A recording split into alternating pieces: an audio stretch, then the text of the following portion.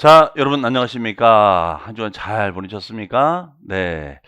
자, 우리 이제 요 기본서 1, 2월 강의를 마치고 이제 3, 4월 또 강의가 시작이 됐습니다. 그래서 요 기본서를 다시 한번 이제 점검하는 그런 기간이 되겠습니다. 아, 어쨌든 여러분들 이 강의를 이제 기초 강의부터 들으신 분도 계시고 1월 강의 들어오신 분도 계시고 아마 3월부터 그냥 바로 또 오신 분도 계실 거예요. 여의치가 않으셔서. 어떤 특히 이제 시간이 좀 얼마 안 되신 분들은 기존의 강의를 녹화한 것들이 있으니까 그 부분을 좀 참고해서 미리 예습을 하시고 강의를 좀 들으시면 좋을 것 같습니다. 자, 우리 3, 4월 강의는 이제 기본 강의보다는 조금 더 이제 깊이 들어가는 그런 강의라고 볼 수가 있습니다. 그래서 오늘 간단히 좀 말씀드리고 저희 교재로는 301페이지 소득세 개요를 가지고 보겠습니다.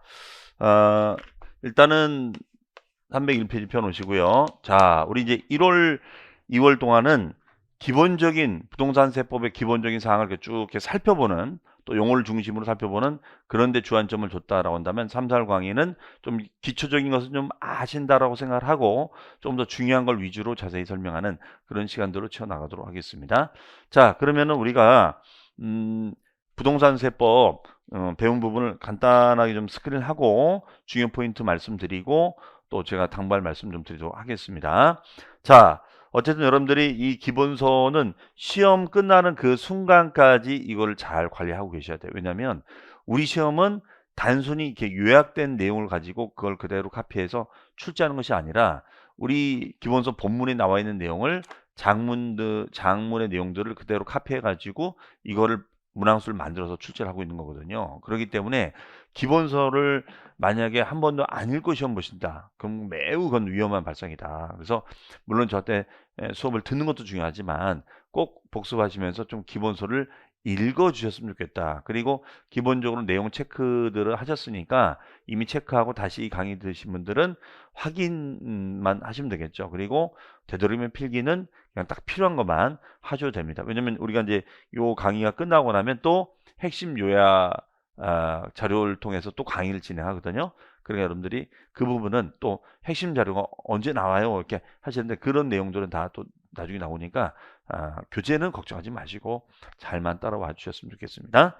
자, 그러면 우리가 이런 걸 배웠었죠. 우리가 지난주에는 양도소득세 이제 마무리를 졌었는데 우리는 지금 부동산 세법, 부동산 세금을 배우는 건데 부동산은 이렇게 되는 거였었잖아요. 부동산은 크게 부동산은 흐름 자체가 부동산을 취득할 때 내는 세금이 있고요. 취득할 때 내는 세금이 있었고 그 다음에 두 번째는 부동산을 보유할 때 내는 세금이 있었죠. 보유할 때 내는 세금이 있었고 그럼 세 번째는 부동산을 양도할 때 내는 세금이 있었습니다. 이렇게 이제 세 가지로 나눠지는 것이죠.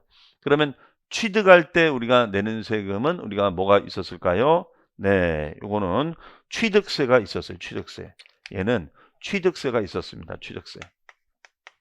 기억나시죠? 취득세. 그러면 취득세는 우리 시험에서 전체 16문항 중에서 2문항에서 한 3문항 정도 출제가 된다 말씀드렸었고 요 취득세는 지방세 중에서는 가장 출제 빈도가 높다. 그리고 정리할 내용들이 제일 많아요. 양도세만큼이나. 그래서 요 취득세만큼은 놓치지 마시기 바랍니다. 물론 현업에 가서도 요 취득세는 많이 쓰이는 세목이기 때문에 실무적으로도 중요해요. 그 다음에 이제 취득한 것을 공적인 장부에다가 기록하는 것을 등록이라고 하고요. 그 다음에 이제 면허. 이때 면허라는 것은 저나 여러분들 운전면허 있으시죠? 그러면 운전면허를 득하면은 내는 세금이 있고요. 그 다음에가 화물면허, 뭐 아니면 특수차, 뭐 이런 면허들이 있습니다. 이때 내는 세금이 있습니다. 그럼 이것을 등록면허세 이렇게 정의를 합니다. 여기서는 한 문제 정도 출제를 하고 있습니다. 자, 그 다음에가 보유할 때 내는 세금이 있단 말이에요. 보유할 때 내는 세금은 바로 뭐가 있느냐? 바로 재산세가 있습니다. 재산세. 그러면 재산세는 우리 시험 문제가 2문항에서 한 3문항 정도 출제가 됩니다. 이 부분도 취득세만큼이나 중요한 세목이죠. 자, 그리고 이 재산세를 냈던 분들 중에서 제가 뭐라고 하냐면 재산을 과다하게 소유하는 분들, 땅을, 집을 과다하게 소유하고 있다면 그 과다 소유를 억제하겠습니다 라고 해서 만든 세목이 있는데 그게 바로 뭐냐? 종합부동산세. 이게 바로 종합부동산세였었죠. 그러면 이 종합부동산세는 우리 시험 문제에서 한 문제 정도가 출제가 되고 있습니다. 네. 그리고 요 보유한 자산을 임대 관리하는 거죠. 보유한 자산을 우리가 임대 관리하는 거예요. 그러면 그 임대료가 들어오겠죠. 그러면 뭐 예를 들어서 상가를 분양받으면 상가 임대료가 들어가고 그다음에 뭐 아파트를 분양받으면 아파트 임대료가 들어오고 뭐 빌라나 이런 다세대를 임대면 그 임대료가 들어오겠죠. 그 임대 수입에 대해서 우리가 세금을 낼 수 있겠죠. 그러면 그거는 임대소득세가 출제가 될 수가 있습니다. 그래서 이거는 우리가 한 문제 정도 우리가 출제가 되고 있어요. 네. 그 다음에 이제 우리가 임대 관리하다가 요 부동산을 양도 처분하는 거예요. 처분하면은 내는 세금이 뭐가 있을까요? 네, 바로 얘가 양도소득세가 있겠습니다. 양도소득세. 그럼 양도소득세는 우리 시험 문제에서 5문항에서 한 7문항까지도 출제가 됩니다. 뭐 가장 중요한 세목이었었고 제가 이거 양도소득세는 우리 3, 4월 강의할 때 자세하게 설명을 드린다 이렇게 썼어요. 그래서 이번 3월 강의 때는 소득세, 기타 소득세를 포함한 양도소득세를 제일 먼저 할 거예요. 우리는 맨 앞에서부터 이렇게 순서대로 했었는데 이번에는 제일 중요한 양도세를 먼저 하고 그다음 매수인 내는 취득세, 그다음에 이렇게 하고 마무리를 이제 조세총론을 하는 이런 식으로 갈 겁니다. 자, 아마 계획서도 그렇게 돼 있을 거예요. 자, 그러면 요때 요 취득세하고 재산세하고 등록면허세 이런 세금을 우리는 뭐라고 하느냐? 이런 세금을 지방세라고 하죠. 지방세. 이런 세금을 지방세. 그러면 지방세는 시라든가 군이라든가 구에서 우리가 그 다루는 세금을 말합니다. 그래서 시나 군이나 구, 시군구에서 우리가 다루는 세금을 말한다. 이렇게 얘기하겠죠. 그 다음에 종합부동산세, 임대소득세, 양도소득세 같은 경우에는 자, 이런 세금 같은 경우에는 우리가 어떻게 되느냐? 이거는 국세입니다. 국세니까 이거는 관할세무서에서 관리가 되는 세금이다. 이렇게 정의를 내리고 있어요. 그래서 우리 세금에는 지방세가 있고 그 다음에 국세가 있다 이거예요. 그럼 이걸 다 합쳐서 우리는 뭐라고 했냐면 기본 강의 때 바로 조세총론이라고 했었습니다. 그러면 이 조세총론은 우리 시험에서 한 2문항 정도 출제가 돼요. 2문항 정도 출제됩니다. 그러면 조세총론은 조세에 관한 총괄적인 이론이다. 국세나 지방세에 관련된 총괄적인 이론을 조세총론이라고 정의를 내리고 있습니다. 국세나 지방세 관련된 총괄적인 이론을 말한다. 네, 이걸 조세총론이라고 해요. 그럼 여기선 뭐 우리 배웠을 때 조세의 개념, 조세의 분류, 조세에서 알아야 될 용어들, 납세의 절차, 그 다음에 뭐 조세 불복 이런 내용들이 줄을 이뤘었는데 이거는 뭐냐면 그러면 조세총론은 이제 그렇게 이제 출제가 됩니다. 여기는. 그래서 우리 기본 강의 때는 제가 요걸 강조를 많이 했었어요. 그래서 혹여 지금 뭐 시간 관계상 1, 2월 강의를 뭐 11, 12 강의를 건너뛰고 이렇게 넘어오신 분들은 전혀 용어를 모르시잖아요. 그러니까 1월 강의할 때 제가 이 기본서 가지고 조세총론에 대한 설명을 자세히 했었어요.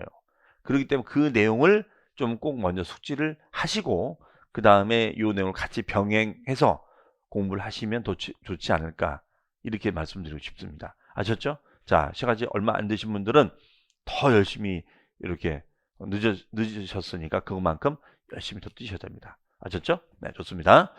자, 그래서 개략적으로는 시험 문제가 한 요 정도 출제가 됩니다. 그래서 가장 중요한 것은 취득세, 재산세, 양도세가 되기 때문에 이제 어느 정도 좀 공부가 되시는 상황이 됐을 때는 요 세 가지를 먼저 정리하시고 나머지를 정리하셔도 됩니다. 아셨죠? 자, 그러면 이번 우리 3설 강의는 요 소득세 파트를 먼저 하고요. 그 다음에 매수자 내는 취득세, 그 다음에 보유세, 요 끝나고 나서 조세총론을 이렇게 정리하는 식으로 할 거예요. 그래서 이번 3설 강의는 요 조세총론은 간단하게 포인트만 정리하는 식으로 갈 테니까요. 요 부분에 대해서는 1월달 첫째 주, 둘째 주 그 강의 내용을 좀 잘 참고해서 보시면 좋겠습니다. 자, 그리고 뭐 이미 이제 제 강의 들으시면서 제가 이제 물론 수업 시간에 설명도 하지만 또 제가 뭐 복습 문제도 드리지만 아무래도 우리는 돌아서면 까먹고 돌아서면 까먹는단 말이에요.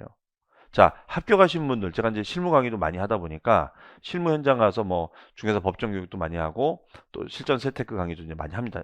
이제 오프에서는.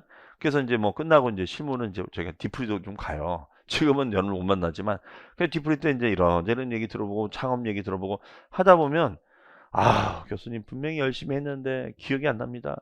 네? 세법 고득점 했는데도 기억이 안 난다. 왜? 이게 한 몇 달 쉬면 돌았으면 기억이 안 납니다. 무슨 말이신지 여러분도 공감하실 거예요. 그렇기 때문에 계속 반복하는 수밖에 없어요. 우리는 반복만이 살 길이다.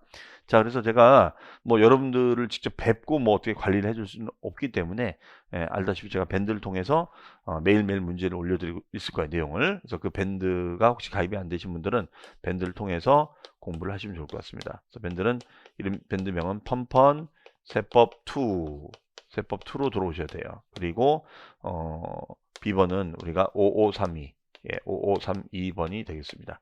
자, 그래서 요 펀펀세법 2를 통해서 여러분들이 매일매일 제가 하여튼 뭐 내용이든 문제든 올려드리니까 그냥 계속 풀다 보면 진도에 관계없이 하다 보면 여러분들이 계속 반복이 되기 때문에 조금씩 실력이 쌓여갈 겁니다. 그래서 지금 이미 이제 펀펀세법 2에 자, B번은 553인데 이 활동을 열심히 하시는 분들은 아시죠? 네, 도움이 되시죠? 네, 계속해서. 사실 저도 굉장히 좀 번거로운 작업이긴 한데, 어쨌든 매일매일 이렇게 올려드릴 거니까 참고하시고요. 자, 나중에 이제 여러분들 합격하셔서 이제 실무 강의 드실 때는 또 제가 실전 실무 강의를 하니까 그런 것도 좀 나중에 이제 안내를 드리면 그것도 나중에, 그때는 이제 오프 현장에서 좀 같이 뵀으면 좋겠습니다. 자, 화이팅입니다. 자, 그러면 우리 교재 301페이지의 소득세로 바로 갑니다. 자, 우리 소득세라는 것은 이렇게 제가 지난달에 정리를 했던 것 같아요. 자, 기억 한번 되살려 볼게요. 소득세라는 것은 일단은 납세무자는 개인이 된다. 자, 납세무자는 개인이 된다. 이렇게 썼어요. 납세무자는 개인이 된다. 이렇게 썼습니다. 납세무자는 개인이 된다. 그래서 이 개인이 바로 납세무자를 말했었습니다. 납세무자. 납세무자. 근데 이게 한번 시험에 나온 적이 있었어요. 납세무자. 그럼 납세무자 이 개인은 뒤에 나오지만 크게 거주자 개인과 두 번째 비거주자 개인 둘로 쪼개져요. 그러면 이게 나누는 이유가 뭐 있었냐면 납세 의무의 범위에 차이가 있었다. 이렇게 설명을 드렸었습니다.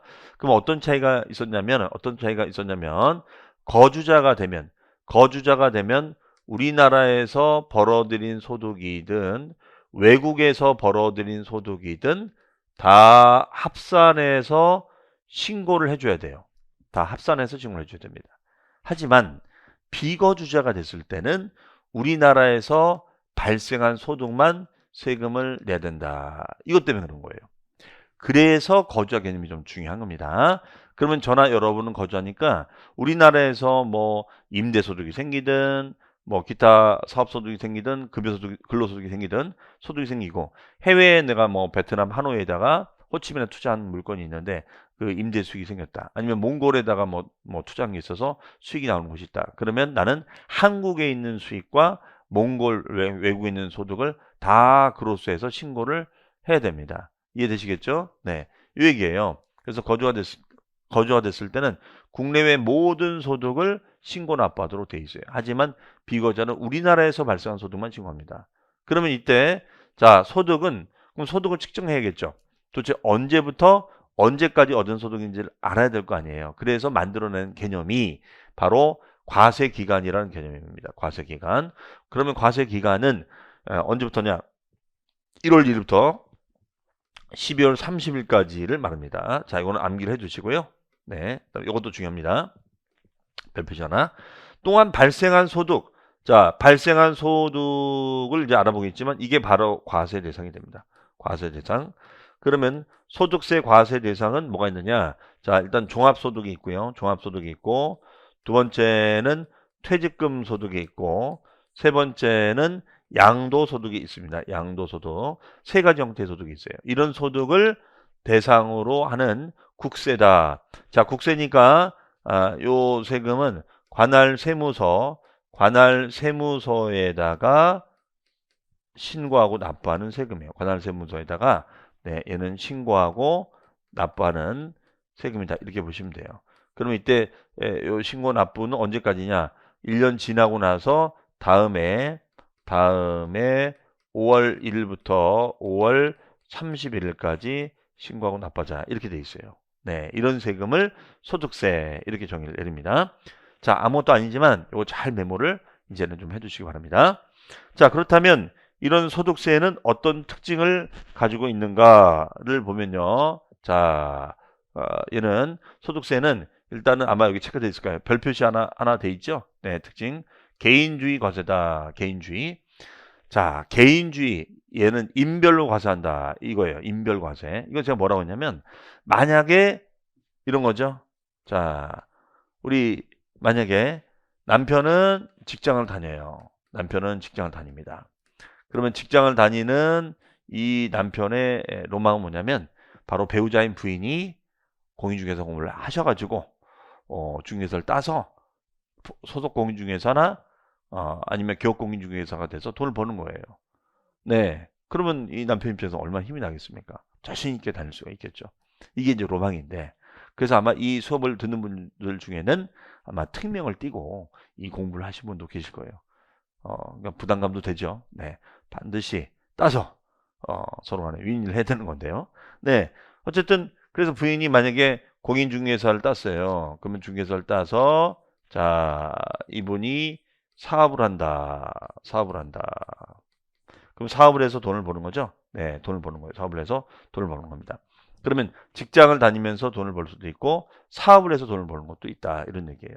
그러면은 이때는 급여소득과 사업소득을 그로스해서 급여소득과 사업소득을 그로스해서 신고를 하도록 돼 있느냐 이제 이걸 물어보는 거예요. 그런데 얘는 뭐라고 돼 있죠? 자, 부부 또는 세대소득을 어떻게 합산한다, 합산하지 않는다, 합산하지 않는다. 그러면 이 얘기는 합산하지 아니하고 남편은 남편 소득, 부인은 부인 소득으로 잡는다는 것이죠. 별산한다는 것이죠. 그러니까 절세 효과가 있어요, 없어요? 절세 효과가 있지요. 자, 이거 꼭 기억해야 될 그런 개념이 되겠습니다. 개인별 과세가 무슨 뜻인지를 여러분들이 이해를 해 주시기 바랍니다. 자, 그 다음에 그렇다면 아까 과세 대상이 있다고 했었잖아요. 과세 대상이 종합, 퇴직, 양도소득이 있었는데 이 과세 대상을 좀 더 알아볼게요.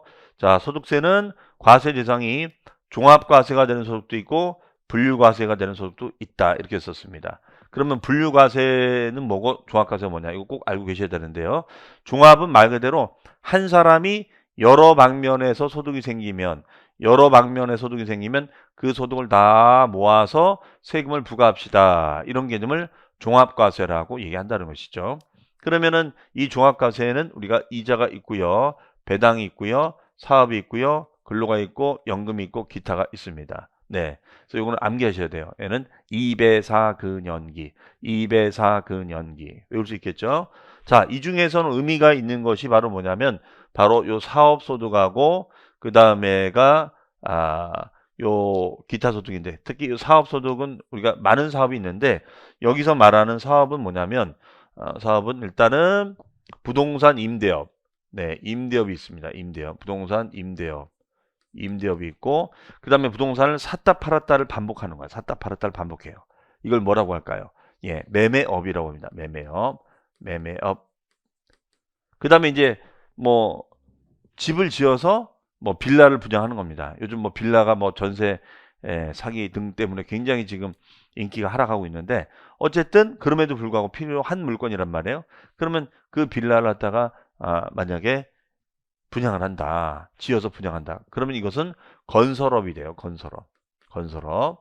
그래서 임대업도 있고 매매업도 있고 건설업도 있다. 이렇게 얘기를 하고 있습니다. 자, 그러면은 만약에 이 사람이 소공으로 활동하면서 급여를 받고 그 다음에 임대업을 한다. 그러면 어떻게 되겠어요? 소공으로 활동해서 얻는 소득과 임대를 통해서 얻는 소득은 다 어떻게 한다? 그로스해서 신고합시다. 이런 얘기란 말이에요. 이런 개념을 무슨 과세로 한다? 종합과세라고 얘기를 하고 있습니다. 반면에 내가 어떤 소득이 있다가 퇴사해서 퇴직금을 받는 거예요. 그러면 그 퇴직금은 합산한다 안 한다? 하지 말자. 별도로 얘는 분류해서 과세를 합니다.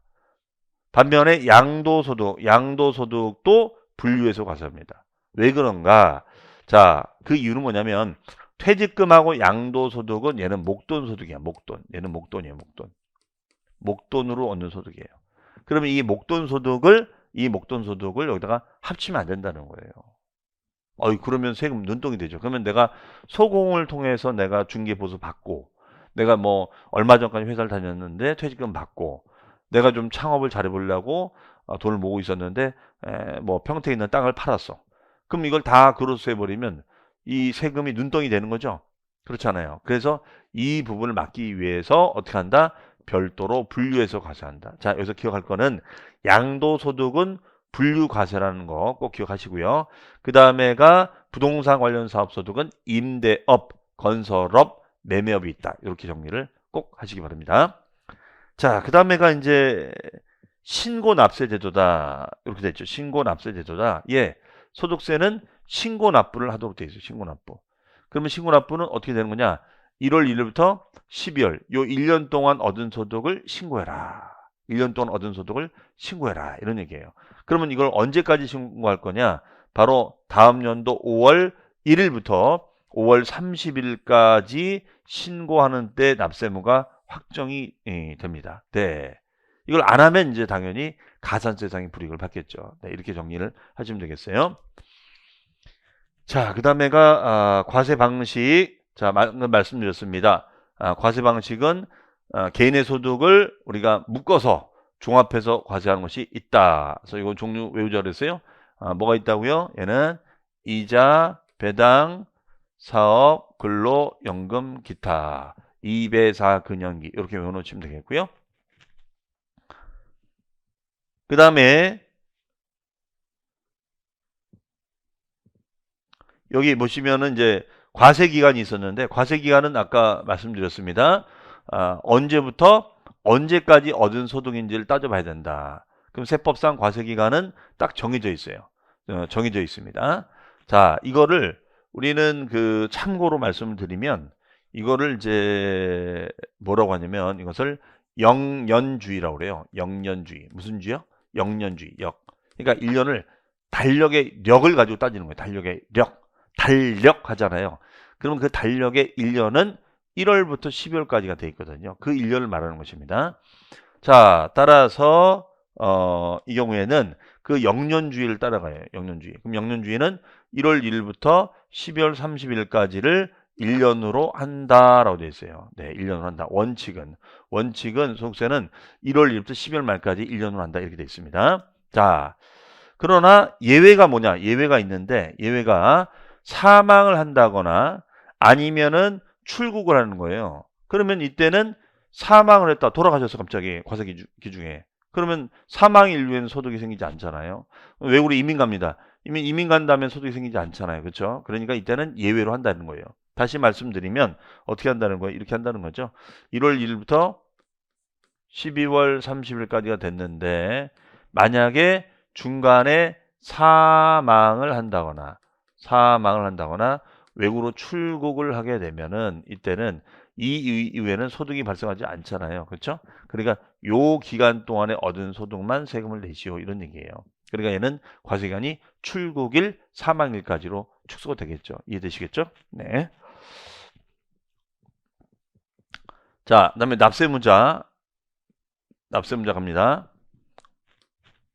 납세문자는 거주자와 비거주자가 있다. 이렇게 얘기합니다. 거주자와 비거주자가 있다. 그러면 거주자의 정의는 뭐냐면 국내에 주소를 두고 있거나 183일 이상 거설 둔 자를 말한다. 자, 그럼 저나 여러분은 다 주소가 있어요. 그런데 여기서 말하는 183일이라는 건 뭐냐면 이제 여기서 비거주자의 의미는 참고로 말씀을 드리면 자, 이거예요. 이 의미는 뭐냐면 즉 거주자 비거주자의 의미는 국적과는 상관이 없습니다. 국적과는 상관이 없어요. 국적과는. 네. 국적이 외국으로 돼 있어도 이 사람은 거주가 될 수 있다. 이런 얘기예요. 즉, 뭐 이런 분 있잖아요. 캐나다 국적인데 미국 국적인데 우리나라 안에서 비즈니스를 하시는 분들 계시잖아요. 그렇죠? 그러면 그런 분들 같은 경우에는 캐나다나 미국에서 비즈니스 하시는 분들은 한국에서 뭐 오랫동안 활동을 하지 않습니까? 이게. 네? 그래서 뭐 방송 활동도 하는 분도 계시고 뭐 컨설팅 기타 등등등 할 수가 있어요. 그러면 오랫동안 장기간 체류하고 있다면 이 사람은 거주자로 볼 거냐 비거주자로 볼 거냐 이 얘기예요. 네. 자, 그래서 요 부분에 대해서는 어떻게 해석을 하느냐? 이렇게 장기간 체류한 사람이 있다면 세법상은 우리가 거주자로 보자. 이런 얘기, 거주자로 보자. 이런 얘기 되겠습니다. 그러면 과세 범위가 넓어지는 거가 되겠죠. 그래서 얘는 지금 뭐라고 했냐면 모든 소득은 국내에서 얻은 소득과 국외에서 얻은 소득을 모두 다 과세하자. 이렇게 얘기가 될 수 있다는 것이죠. 이해되시겠죠? 해석이. 자, 그래서 요 문장 기억해 주시고요. A번 문장 기억해 주시면 되겠습니다. 자, B번은 건너뛰겠습니다. 자, 그 다음에 납세지. 자, 납세지는 우리가 어떤 개념이 있었죠? 세금을 신고 납부할 때는 신고 납부를 할 수 있는 관할관청을 정해주는 기준 장소. 이거를 우리는 납세지라고 했었죠. 그러면 얘는 납세지는 어디가 되느냐? 바로 주소지가 됩니다. 주소지. 물건의 소재지가 아니라 주소지다. 그래서 얘는 제가 이렇게 정리를 했던 것 같아요. 자, 일단 또 메모해 두시면은 일단은 정리. 이렇게 생각하시면 돼요. 우리가 배웠던 지방세, 취득세라든가 등록면허세, 재산세 이런 지방세는 그 해당 재산의 물건의 소재지, 해당 물건의 소재지가 됩니다. 소재지. 반면에 국세는 소재지가 아니라 얘는 주소지가 돼요. 국세는 주소지가 됩니다. 주소지. 네. 지방세는 물건의 소재지, 국세는 주소지가 됩니다. 네. 자, 이렇게 보시면 되겠고요. 그 다음에 만약 주소지가 없다면 이랬을 때는 거소지로 한다가 되겠어요. 거소지로 한다. 자, 주소와 거소의 정의를 읽어보시고요. 네. 비거주자가 됐을 때는 우리가 과세소득의 범위가 어떻게 된다? 국내 원전 소득에 대해서만 과세한다. 예, 이렇게 정의를 할 수 있겠습니다. 자, 말씀드렸고요. 이상의 내용을 요약을 한 게 여기다가 별표시 하나. 뭐 체크돼 있으면 확인만 하시면 돼요. 굳이 뭐 중복해서 할 필요는 없습니다. 그럼 다시 정리해 보면 거주자는 무제한 납세문자다. 왜냐하면 국내 국의 모든 소득을 신고하도록 되어 있으니까요. 네, 이해하시겠죠? 반면에 비거주자는 국내 소득만 납세문을 집니다. 그래서 거주자는 국내 주소를 두고 있거나 183일 이상 6개월 이상 장기간 체류한 자를 말합니다. 반면에 납세지는 주소지가 되고요. 비거주자는 그렇지 않은 자다. 그럼 국내 소득만 납세를 지고 사업장 소재지가 납세지가 된다. 이렇게 보시면 되겠어요. 왜? 주소지가 없으니까. 자, 그다음에 법인격 단체가 있는데 이거를 우리는 민법에서 여러분들 이거 뭐라고 하죠? 비법인. 비법인이 뭐예요? 종친회 같은 종중, 동창회 이런 비법인. 이 비법인은 법인격이 없다는 것은 법인으로서의 설립 등기가 안 돼 있다는 거예요. 설립 등기를 할 필요가 없는 단체. 통창회가 회사가 아니잖아요. 회사가 아닌데 굳이 뭐 법인 설립 등기까지 할 필요는 없겠죠. 그렇죠? 이런 경우에는 법인격 단체라고 한다라고 얘기를 하고 있어요. 네. 그러면 이제 납세무가 발생이 됩니다. 네. 자, 그러면은 네, 요거에 대해서 한번 우리가 문제를 풀어볼까요? 양도소득세에 관한 설명으로 틀린 것은 이란 말이 돼 있어요. 자, 보시면 양도세는 국내 주소를 두거나 183일 이상 거소를 둔 개인을 거주자로 한다라고 돼 있고요. 소득세는 원칙은 개인 단위로 과세를 하자. 그 다음에 거주자에 대한 납세지는 주소지가 원칙이 되고 없으면은 거소지가 됩니다. 그 다음에 거주자의 양도소 과세 표준은 종합, 퇴직소득에 대한 과표와 합산하여 아니요, 합산하지 않습니다. 즉 양도소득은 퇴직금 소득과 더불어서 무슨 과세한다? 분류과세한다. 분류과세한다죠. 분류과세. 네, 분류과세가 되는 거죠. 그다음에 5번 소득세는 신고납부를 원칙으로 합니다. 신고납부. 네. 그러면 얘는 어떻게 되는 거냐? 이 같은 경우에는 1월 1일부터 출발해서 12월 말까지 됐을 때 1년 동안 얻은 소득에 대해서 그 다음에 5월 1일부터 5월 말까지 신고하고 납부를 해줘도 돼요. 네, 이렇게 되어 있습니다. 이것을 신고 납세 방식이라고 지칭하고 있습니다. 그다음에 거주자 의제, 비거주자 의제란 말이 있는데 이거는 주소지나 자 이거는 참고 이거 안 보셔도 돼요. 네, 안 보셔도 됩니다. 그냥 의미만 말씀드릴게요. 이 얘기 뭐냐면 주소지나 거소지 개념으로 국내 주소를 두고 있거나 있으면 거주자, 없으면 비거주자인데 이런 걸로 구분이 가지 않는 분들을 구분할 때 쓰는 표현이에요. 그러니까 예를 들어서 이런 거죠. 만약에 손흥민 선수다. 그럼 손흥민 선수는 주로 영국에서 활동하고 있잖아요. 그렇죠? 그럼 이 사람은 손흥민은 거주자냐 비거주자냐 이 얘기가 있을 수 있거든요. 자, 근데 이거는 주소지는 구분이 안 돼. 하지만 손흥민 선수가 외국은 있지만 주로 돈 번 거는 다 손흥민 가족 아버님께서 관리하시면서 건물도 사고 축구장도 만들고 이렇게 한다라고 가정했을 때는 주 재산이 이쪽에 있잖아요. 그러면 세법상은 설사 주소지는 영국에 있는 어디에 있다 할지라도 거주자로 본다라고 해석을 하고 있는 것입니다. 네. 자, 그런 내용들이 이제 1번, 2번 이게 써져 있는 건데 이거는 여러분들이 시간에서 안 보셔도 상관이 없겠다 말씀드릴 수 있겠습니다. 자, 그러면은 이제 소득세의 특징에 대해서 말씀드렸고 잠시 쉬었다가 여기 보시면은 이런 개념이 나와요. 바로 분리과세. 자, 요 분리과세 요거 좀 알아둘 필요 있거든요. 과세 방식 중에 분리과세를 가지고 좀 설명을 드리면서 또 출발을 해보도록 하겠습니다. 자, 그러면 잠시 차 한잔 마시고 시작하겠습니다. 자, 잠시 뒤에 뵙겠습니다. 감사합니다. 자, 그럼 여러분들 두 번째 시간 보겠습니다. 자, 두 번째 시간은 우리가 설명드린 대로 분리과세라는 주제를 가지고 우리가 살펴보도록 하겠습니다. 이 분리과세라는 말이 그 밑에 분류과세와 좀 용어가 좀 비슷해요. 그래서 혼동이 될 수 있는데 다시 말씀드리지만 분류과세는 소득을 별도로 대별해서 별도로 분류해서 각각 과세합시다라는 것을 분류과세라고 지칭하고 있습니다.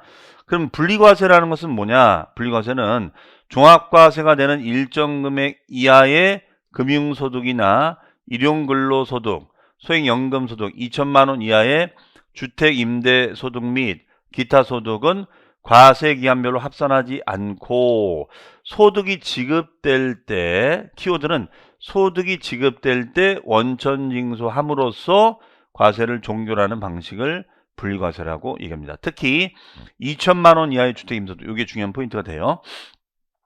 그러면은 좀 설명을 드리면요. 자, 여러분들 이쪽으로 와보세요. 자, 이거 한번 설명 드려볼게요. 일단은 이 분리과세를 이해하기 위해서는 원천징수라는 개념을 이해하셔야 돼요. 원천징수. 원천징수라는 말의 뜻은 뭐냐면 소득의 원천이 발생됐을 때, 말 그대로 소득의 원천이 발생됐을 때 그 원천 소득에 대해서 세금을 바로 떼는 거예요. 텍스를 떼는 겁니다. 그리고 이거를 세무서에 갖다 주는 그런 작업을 말합니다. 그럼 보통 이제 개업공인중개사가 소공한테 급여를 주면 세금을 떼죠. 네, 세금을 떼고 대신 사업주, 개업공인중개사인 사업주가 세무서에다 갖다 주는 제도예요. 왜 이런 제도를 만들었냐면 일단 첫 번째는 과세 기간 중에 소득이 지급될 때마다 바로바로 세금을 걷어서 갖다 내면은 과세관청 입장에서는 어때요? 뭔가 예산 짜기가 좋겠죠. 미리 좀 돈을 받아두면 마치 여러분 배우자가 경제활동 하시는데 여러분한테 매주 용돈을 주는 게 좋습니까? 한 두 달에 한 번씩 그냥 목돈을 주는 게 좋습니까? 매주 받는 게 좋죠. 그래야지 예산을 짤 수가 있는 거니까요. 자, 그렇게 생각하시면 되겠습니다. 이런 제도를 원천징수. 그래서 소득을 지급하는 그러면 얘는 키워드가 소득을 지급할 때 바로 우리가 세금을 징수하는 제도예요. 네. 그러면 소득을 지급할 때 세금을 우리가 떼는 개념을 뭐라고 하느냐? 이것을 원천징수. 그러면 이때 원천징수를 해야 되는 그 이 사업주를 뭐라고 하냐면 이 사업자를 원천징수 의무자 이렇게 얘기해요. 누구로 한다고요? 원천징수 의무자 이렇게 얘기합니다. 원천징수 의무자. 네, 그러면 이 원천징수 의무자가 소득을 지급할 때 세금을 떼는 거예요. 그럼 소득을 지급받는 사람이 있겠죠. 소득을 지급받는 자, 네, 사업주가 있고 여기 이제 소득을 지급받는 자가 있겠죠. 그러면 이 세금을 보관하고 있다가 그 다음 달 2월 10일까지 이게 납부하도록 돼 있어요. 자, 이 실무적인 플로우는 이래요. 자, 뭐 이런 걸 외울 필요는 없겠고요. 이런 사람을 원천징수 의무자라고 합니다. 그런데 여기에는 우리가 원천징수로서 납세 의무가 그냥 종결, 요거만 세금 내고 끝 클로징 되는 거, 납세 의무가 종결되는 방식이 있는데 그 종결되는 방식을 우리는 뭐라고 하느냐? 분리과세 이렇게 얘기한다는 거예요. 무슨 과세요? 분리과세. 이 방식을 분리과세라는 말을 써줍니다. 분리과세. 그래서 원천징수로 납세금 종결을 하는 거야. 그러면 분리과세가 돼버리면 어떻게 돼요? 깔끔하게 끝나는 거죠. 네. 나중에 뭐 기간 지나서 뭐 더 추가적인 신고하고 그럴 필요가 없다는 개념이에요. 이런 개념을 분리과세라고 합니다. 그럼 예를 들어서 이런 거죠. 우리가 뭐 여러분이 만약에 지금도 여러분들은 일을 할 수가 있거든요. 그럼 중개보조원으로 일을 하시는 거죠. 그래서 중개보조원으로 야 내가 중개 체험을 좀 하고 싶다라고 해가지고 어떻게 한다. 한 7일 정도 일한 거야. 7일 정도 일했어요. 그러면 7일 정도 일해서 중개보수에 대해서 세금을 뗐다. 네, 세금을 뗐어요. 세금을 뗐어요. 그리고 클로징 되는 개념이에요. 나중에 뭐 기간 끝나고 5월 달에 뭐 신고하고 그런 것이 없어요. 그런데 만약에 여러분이 자격증을 따셔서 소공이 돼서 만약에 뭐 근속을 뭐 1년 정도 하셨다. 그러면 이제 이분은 얘기가 달라져요. 매월 급여를 받을 때 아마 지금 직장 다니면서 이 강의를 드신 분은 더 아실 거예요. 매월 급여를 받을 때 그 급여에서 세금을 뗍니다. 세금을 떼고 다시 연말에 가서 정산을 해요. 다시 연말 정산하거든요. 다시 연말에 가서 정산을 합니다. 네. 그러면 이때 냈던 것만큼은 차감을 하고 기납된 부분을 차감을 하고 다시 추가로 세금을 납부하도록 돼 있어요. 그러니까 이걸로 끝나는 것이 아니죠. 소득을 지급할 때 세금 원천징수한 걸로 클로징 되는 것이 아니라 다시 연말 정산을 통해서 신고를 하도록 돼 있다 이런 얘기예요. 이해되시겠어요? 무슨 말인지? 네. 하지만 분리과세는 그냥 뭐 한 잠깐 일한 거니까 알바한 거니까 세금 내고 끝. 네, 이런 것을 분리과세를 합니다. 자, 간결 명료하게 납세금과 끝 종결되는 방식을 말한다. 이런 것을 분리과세. 자, 원천징수 꼭 알아둬야 될 단어가 되겠습니다. 그러면 그 중에서도 우리 시험범위에 들어가는 소득 중에는 요 기억할 게 주택임대 사업자가 임대료를 받았는데 연간 임대료가 2천만 원이 안 되는 거예요. 연간 임대료가 1,800이다, 1,600이다. 이랬을 때는 그냥 원천징수 보통 나중에 보면 아시겠지만 14% 원천징수 하거든요. 14% 세금 떼고 끝 클로징 되는 것을 말합니다. 자, 반면에 분류과세는 다른 소득과 합산하지 않고 우리가 과세가 됩니다. 다른 소득과 합산하지 않고 구분해서 과세하는 것을 분류과세 이렇게 정의를 내리고 있습니다. 자, 다만 현행 퇴직 양도소득은 별도로 분류과세한다 이렇게 돼 있죠. 그럼 이제 그 다음 예로 갑니다.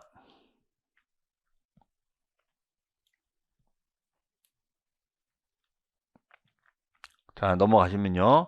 자, 그러면 이제 부동산 임대 소득에 대해서 이제 살펴보겠습니다. 24회부터 꾸준하게 출제가 됐죠? 자, 별 표시 두 개 해놓으시고요.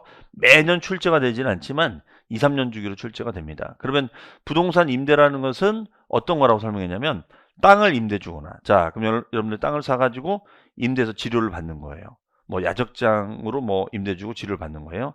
아니면 건물을 임대해서 임대를 받는 거예요. 자, 이런 것 등을 우리는 부동산 임대 사업소득이다 이렇게 지칭하고 있습니다. 그러면 부동산 임대 소득의 범위를 한번 보자 이거야. 범위를 보시면은 부동산 임대 소득은 일단 부동산이나 미등기 부동산 포함해서 부동산상의 권리를 대여해서 그 대여로 수입을 얻으면 그 수입에 대해서 세금을 매깁시다. 이런 개념이에요. 이것을 임대사업소득이다. 이렇게 얘기합니다. 그 다음에 공장재단, 광업재단. 자, 재단이라는 건 뭐냐면 공장재단은 이제 공장하고 그에 따른 부속시설물. 이걸 통으로 이제 임대주고 세를 받는 거예요. 이것을 공장재단에 대여. 이렇게 얘기합니다. 그 다음에 광업권자 등이 채굴시설과 함께 광선을 대여해 주는 거. 이걸 채굴권 대여라고 그래요. 채굴권. 그러면 우리가 광업권이라는 것은 이제 뭐 그냥 참고로만 말씀드릴게요. 여러분들 요 산이 있습니다. 그럼 요 산이 광산이에요. 광산. 그러면 광산의 주인을 뭐라고 할까요? 광산의 주인을 뭐라고 할까요? 광주라고 합니다. 광주. 그렇죠? 그럼 광주가 광물을 캘 수 있는 권리, 이거를 광주 이렇게 얘기합니다. 광주. 그러면 이것을 광어권이라 하고, 그 다음에 여기다가 플러스 채굴 시설을 해서 이걸 캐는 거예요. 그럼 이거를 통으로 빌려주고 내가 세를 받는 거, 이것을 임대 소득이다 이렇게 지칭하고 있습니다. 자, 근데 우리 시험에서는 요 권리가 한번 출제가 됐었어요. 권리.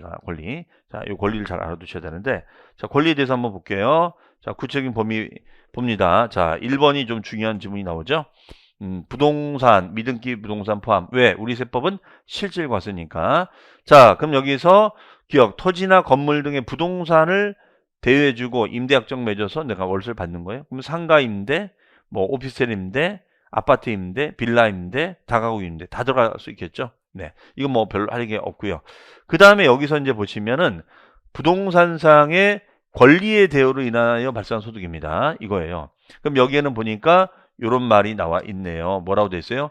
전세권이나 부동산 임차권, 지역권, 지상권 등을 말한다 라고 돼 있어요. 다만 공익사업과 무관하다. 그러면 이제 여기서 이제 여러분들이 그동안 열심히 하고 계신 민법 실력이 발휘가 되는 겁니다. 자, 여러분들 민법상 지상권 대여할 수 있나요?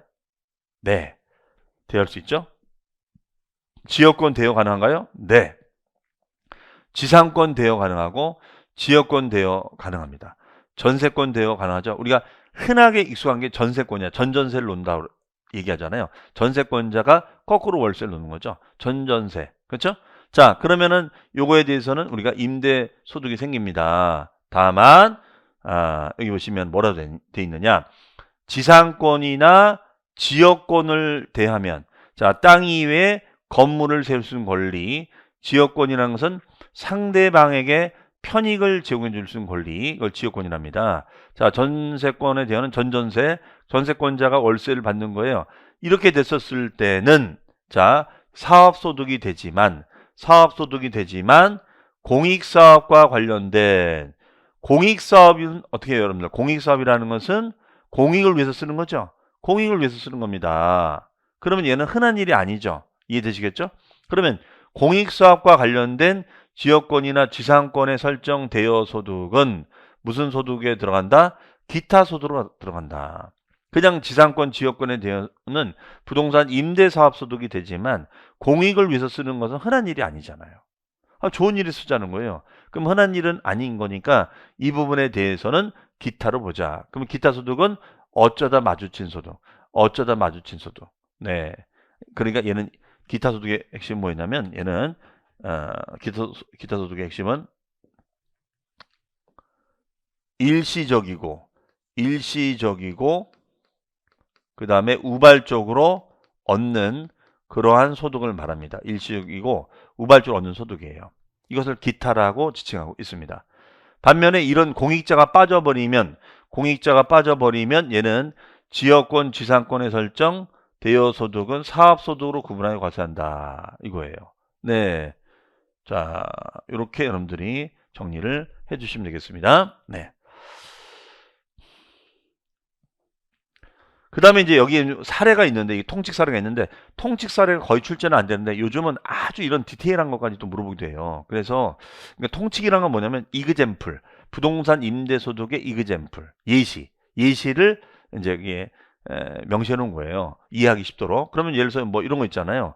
광고용으로 토지나 가옥의 옥상, 측면을 사용케 하고 받는 대가. 그러면 옥탑 광고라고 하잖아요. 옥탑 광고. 그러면 옥탑 광고도 넓은 의미에서 임대사업소득이 돼야죠. 그 다음에 부동산 매매 또는 건설업자가 판매를 목적으로 취득한 토지 등의 부동산을 일시적으로 대여하고 얻는 소득입니다. 자, 그럼 이거는 이제 분양을 할 건데 분양이 안 되는 거예요. 분양을 할 건데 분양이 안 돼. 그래서 이거는 일시적으로 대여를 해서 우리가 임대를 하자라는 얘기가 되겠습니다. 그 다음에 2번 공장재단, 과업재단의 대여, 채굴권의 대여. 이건 참고로 보시면 되겠습니다. 자, 그러면 이제 요약이 돼 있죠. 토지 건물의 대여, 전세권의 대여, 지상권의 대여, 지역권의 대여는 사업소득이다 라고 돼 있어요. 그렇죠? 그 다음에 임차권의 대여도 마찬가지. 그러나 어떻게 돼 있느냐 보니까 토지, 건물, 전세권, 지상권을 양도했을 때는 얘는 양도소득이다. 네. 그러니까 대여했을 때는 임대지만 양도할 때는 양도소득. 하지만 지역권은 양도소득 범위 없다. 요거 제가 조심하자고 그랬어요. 왜냐하면 지역권은 대여는 되지만 단독 양도는 안 되죠. 맞습니까? 자, 이제 그 정도는 아실 것 같은데 민법을 이제 하셨으니까 지역권은 민법상 단독 양도가 안 된다라고 민법에 돼 있거든요. 그걸 세법도 준용한다라고 보시면 돼요. 그래서 아예 열걸 안 해놨습니다. 그다음에 임차권은 반드시 등기해야지만 된다. 그래야지 양도세가 된다라고 말씀드렸고 기타 미등기 임차권은 기타다. 자, 요런 포인트 잘 잡아 놓으시고요. 그 다음에가 요런 용어들은 여러분들 참고로 보시고 어쨌든 키워드 공익사업과 관련된 지역권과 지상권의 설정 및 대여 소득은 무슨 소득이다? 기타 소득이다. 네. 공익자가 빠지면 사업 소득이다. 이게 되겠습니다. 네.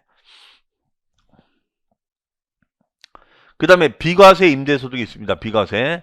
자, 요것도 이제 우리가 중요한 포커싱이 되겠죠. 비과세 임대 소득. 임대를 하더라도 세금을 안 받겠습니다. 자, 요거 별 표시가 되겠습니다. 자, 그래서 이 비과세 임대소득의 범위는 일본의 논바세 임대라든가 한 개의 주택 임대소득 두 가지로 나눠진다라고 볼 수가 있겠습니다. 그러면은 주택 수가 늘어나면 이거는 세금 문제가 발생될 수밖에 없겠죠. 두 채, 세 채가 돼버리면. 그래서 한 채가 됐을 때는 비과세가 된다. 아무래도 이제 요 2번 사항이 더 중요하다라고 볼 수가 있겠습니다. 그러면은 이제 토지 중에서는 논이나 밭을 임대 주고 그 임대료를 받으면은 얘는 과세하지 말자. 그래서 여기 보시면 논밭을 작물 생산에 이용하게 함으로써 발생한 소득은 과세하지 않습니다. 자, 다만 주택을 한 채, 집을 한 채를 우리가 임대했을 때는 비과세가 됩니다. 그래서 한 개의 주택을 소유하는 자의 임대소득은 과세하지 말자 이렇게 돼 있어요. 그러면 한 채를 임대했을 땐 과세하지 않는데 다만 아무리 한 채일지라도 고가주택이 돼버리면 고가주택이 돼버리면 이건 세금을 받겠다는 거예요. 예, 그래서 여기 보시면은 주택과 부속토지의 기준시가가 국세청 고시가가 9억. 얘는 이제 그 9억이라고 됐는데 요 부분을 쭉 따라가 보시면 자 개정 안으로 개정이 됐습니다. 얘는 국세청 기준시가 12억을 초과하는 주택이 됐을 때 비과세가 됩니다. 그래서 기준시가 범위를 늘려놨다는 거 이거 꼭 기억을 해 두시길 바랍니다. 자, 그 다음에 한 채일지라도 과세가 되는 것이 있는데 그게 바로 뭐냐면 국외에 소재하는 주택의 임대소득은 비과세 대상에서 제외한다. 제외한다는 것은 과세한다는 거죠. 제외한다는 것은 세금을 받겠다. 그러면 만약에 요 집이 13억짜리야. 그러면 13억짜리를 임대해 주면은 과세해 주겠다. 14억짜리를 임대해 주면 과세해 주겠다. 이런 얘기가 되겠습니다. 해석이요. 그 다음에 이때 그 포인트는 이때 12억에 대한 포인트는 12억 원에 대한 포인트는 어떻게 되느냐. 자, 이거는 과세기한 종료일, 이때 과세기한 종료일은 12월 말 현재 또는 해당 주택의 양도일을 기준으로 판단하자. 이거예요. 그러면 12월 말 현재 시점에 이 집이 고가주택이냐 아니냐를 따져보자 이거야. 12월 말 현재 시점에 이 집이 고가주택이냐 아니냐 이거를 따져봅시다. 이런 얘기예요. 네. 자, 다음에 니은은 이제 건너뛰도록 하겠습니다. 그 다음에 비과세 판정 시 주택수 계산이에요. 비과세 판정 시 주택수 계산.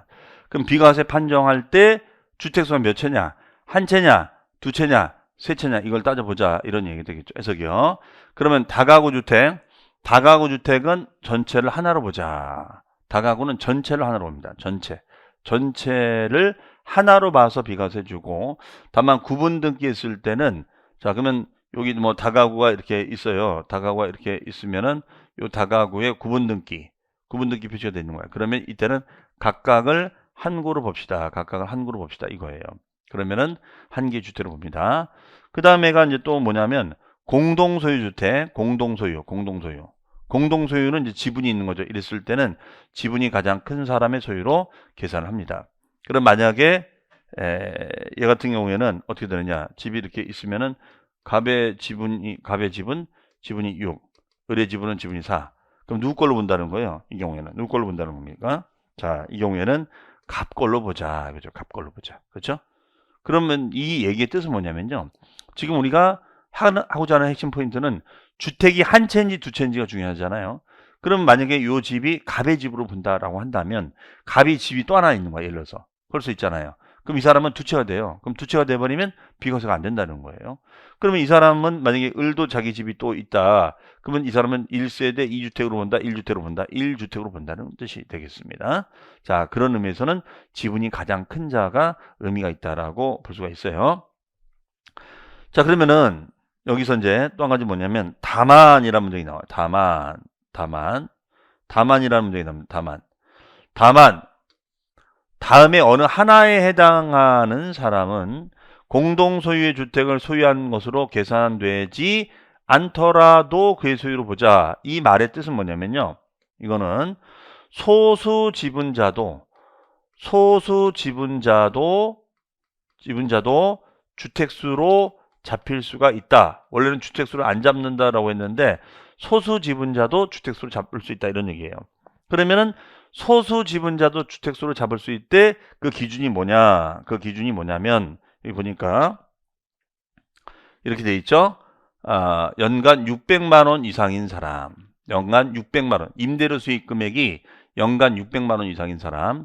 그 다음에가 기준 시가가 자 9억 원, 요거는 개정 안 돼 있습니다만 아직까지 9억으로 돼 있어요. 9억을 초과하는 경우로서 지분이 30%를 초과하는 자를 말한다. 그러면 예를 들어서 이런 거죠. 이분이 만약에 여기 지분이 여기 작은 사람 돼 있는데 요 집값이 만약에 10억이야. 기준시가 10억이 되고 요게 6대 4면 40%잖아요. 40%? 그러면 지분율이 30% 넘어가는 거잖아요. 그러면은 이분도 주택수로 잡자 이거예요. 이분도 주택수로 잡자. 이분도 주택수로 잡자. 이렇게 얘기를 하시면 되겠습니다. 자, 그 다음에 임차 또는 전세받은 주택을 전대하거나 전전세 하는 경우 그러면 전세권자가 거꾸로 월세를 넣는 거죠. 전세권자가 거꾸로 월세를 넣는 거예요. 이랬을 때는 어떻게 한다? 당해 임차 또는 전세받은 주택을 임차인 또는 전세받은 자의 주택수로 계산을 하자. 그럼 전세권자 월세를 받는 거니까요. 네, 이렇게 보시면 되겠습니다. 그 다음에 이제 본인과 배우자가 각각 주택을 가지고 있다. 그러면 이거를 따로따로 보는 것이 아니라 합산해서 봅니다. 자, 이상의 내용을 요약을 해놨죠. 자, 여기다 별 표시 하나 해놓으시고요. 그러면은 다시 위로 가시면 이건 무슨 말이에요? 얘는 이런 얘기잖아요. 남편 명의로 집이 한 채가 있다. 남편 명의로 집이 한 채가 있다. 부인 명의로 집이 한 채가 있다. 이렇게 돼 있어요. 그렇죠. 그러면 남편 명의로 집 한 채, 부인 명의로 집 한 채. 이렇게 돼 있다면 얘는 집 두 채로 본다는 거잖아요. 그렇죠? 그럼 두 채가 돼서 이거 임대했을 때는 신고 대상이 된다. 이런 얘기란 말이에요. 해석이. 네. 자, 그러면 어쨌든 분리해지는 거죠. 네. 그럼 이상의 내용을 다시 요약 정리를 해놨는데 여기 보시면은 다가구 주택은 한 개의 주택으로 보자. 그럼 다가구 주택은 전체를 하나로 보자는 거죠. 그럼 전체를 하나로 봐서 얘가 고가주택이 아니면 이거를 임대를 주면 이거 세금을 받자 이런 얘기예요. 다만 아까 구분등기는 각각으로 본다라고 했었죠. 그래서 구분등기란 말이 있느냐 없느냐가 중요한 거고 그 다음에 공동소유 주택이 됐을 때는 지분이 가장 큰 사람 걸로 계산하자. 그러면 아까 6대 4면 6인 사람 걸 보자 이런 얘기가 되겠죠. 그 다음에 아까 임대료 수익 금액이 600만 원 이상 이라거나 아니면 지분이 30% 넘어가는 분들 이런 분들도 소수 지분자도 주택수에 가산합니다. 그 다음에 임차 또는 전세받은 주택을 전대하거나 전전세에 놨을 때는 임차인 또는 전세받은 자의 주택으로 계산해 줍니다. 그 다음에 본인과 배우자가 가지고 있다면 이를 합산해서 계산해 줍니다. 네, 이렇게 보시면 되겠고요. 그 다음에 그렇다면 임대소득금액 계산은 어떻게 할 것인가? 자, 이 부분은 임대소득 총수익금액에서 필요경비를 차감을 합니다. 필요경비를 차감해요. 그러면 이때 수익금액이라는 것은 보니까 임대료가 있고요. 그다음에 간주 임대료가 있고 관리비가 있습니다. 그러면 임대료가 뭔지 아시겠고 관리비도 아시죠?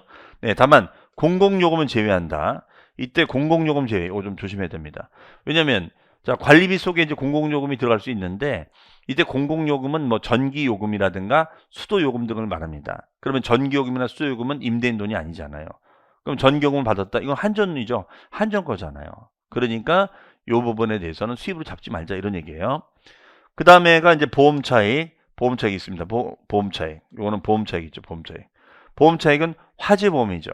그러면은 보험 차익 화재보험. 그럼 화재보험이 막 일어났다. 그럼 보험금 받을 거 아니에요. 네. 이것도 다 포괄하고 있습니다. 이것을 우리는 수익 금액이다라고 얘기를 하고 있어요.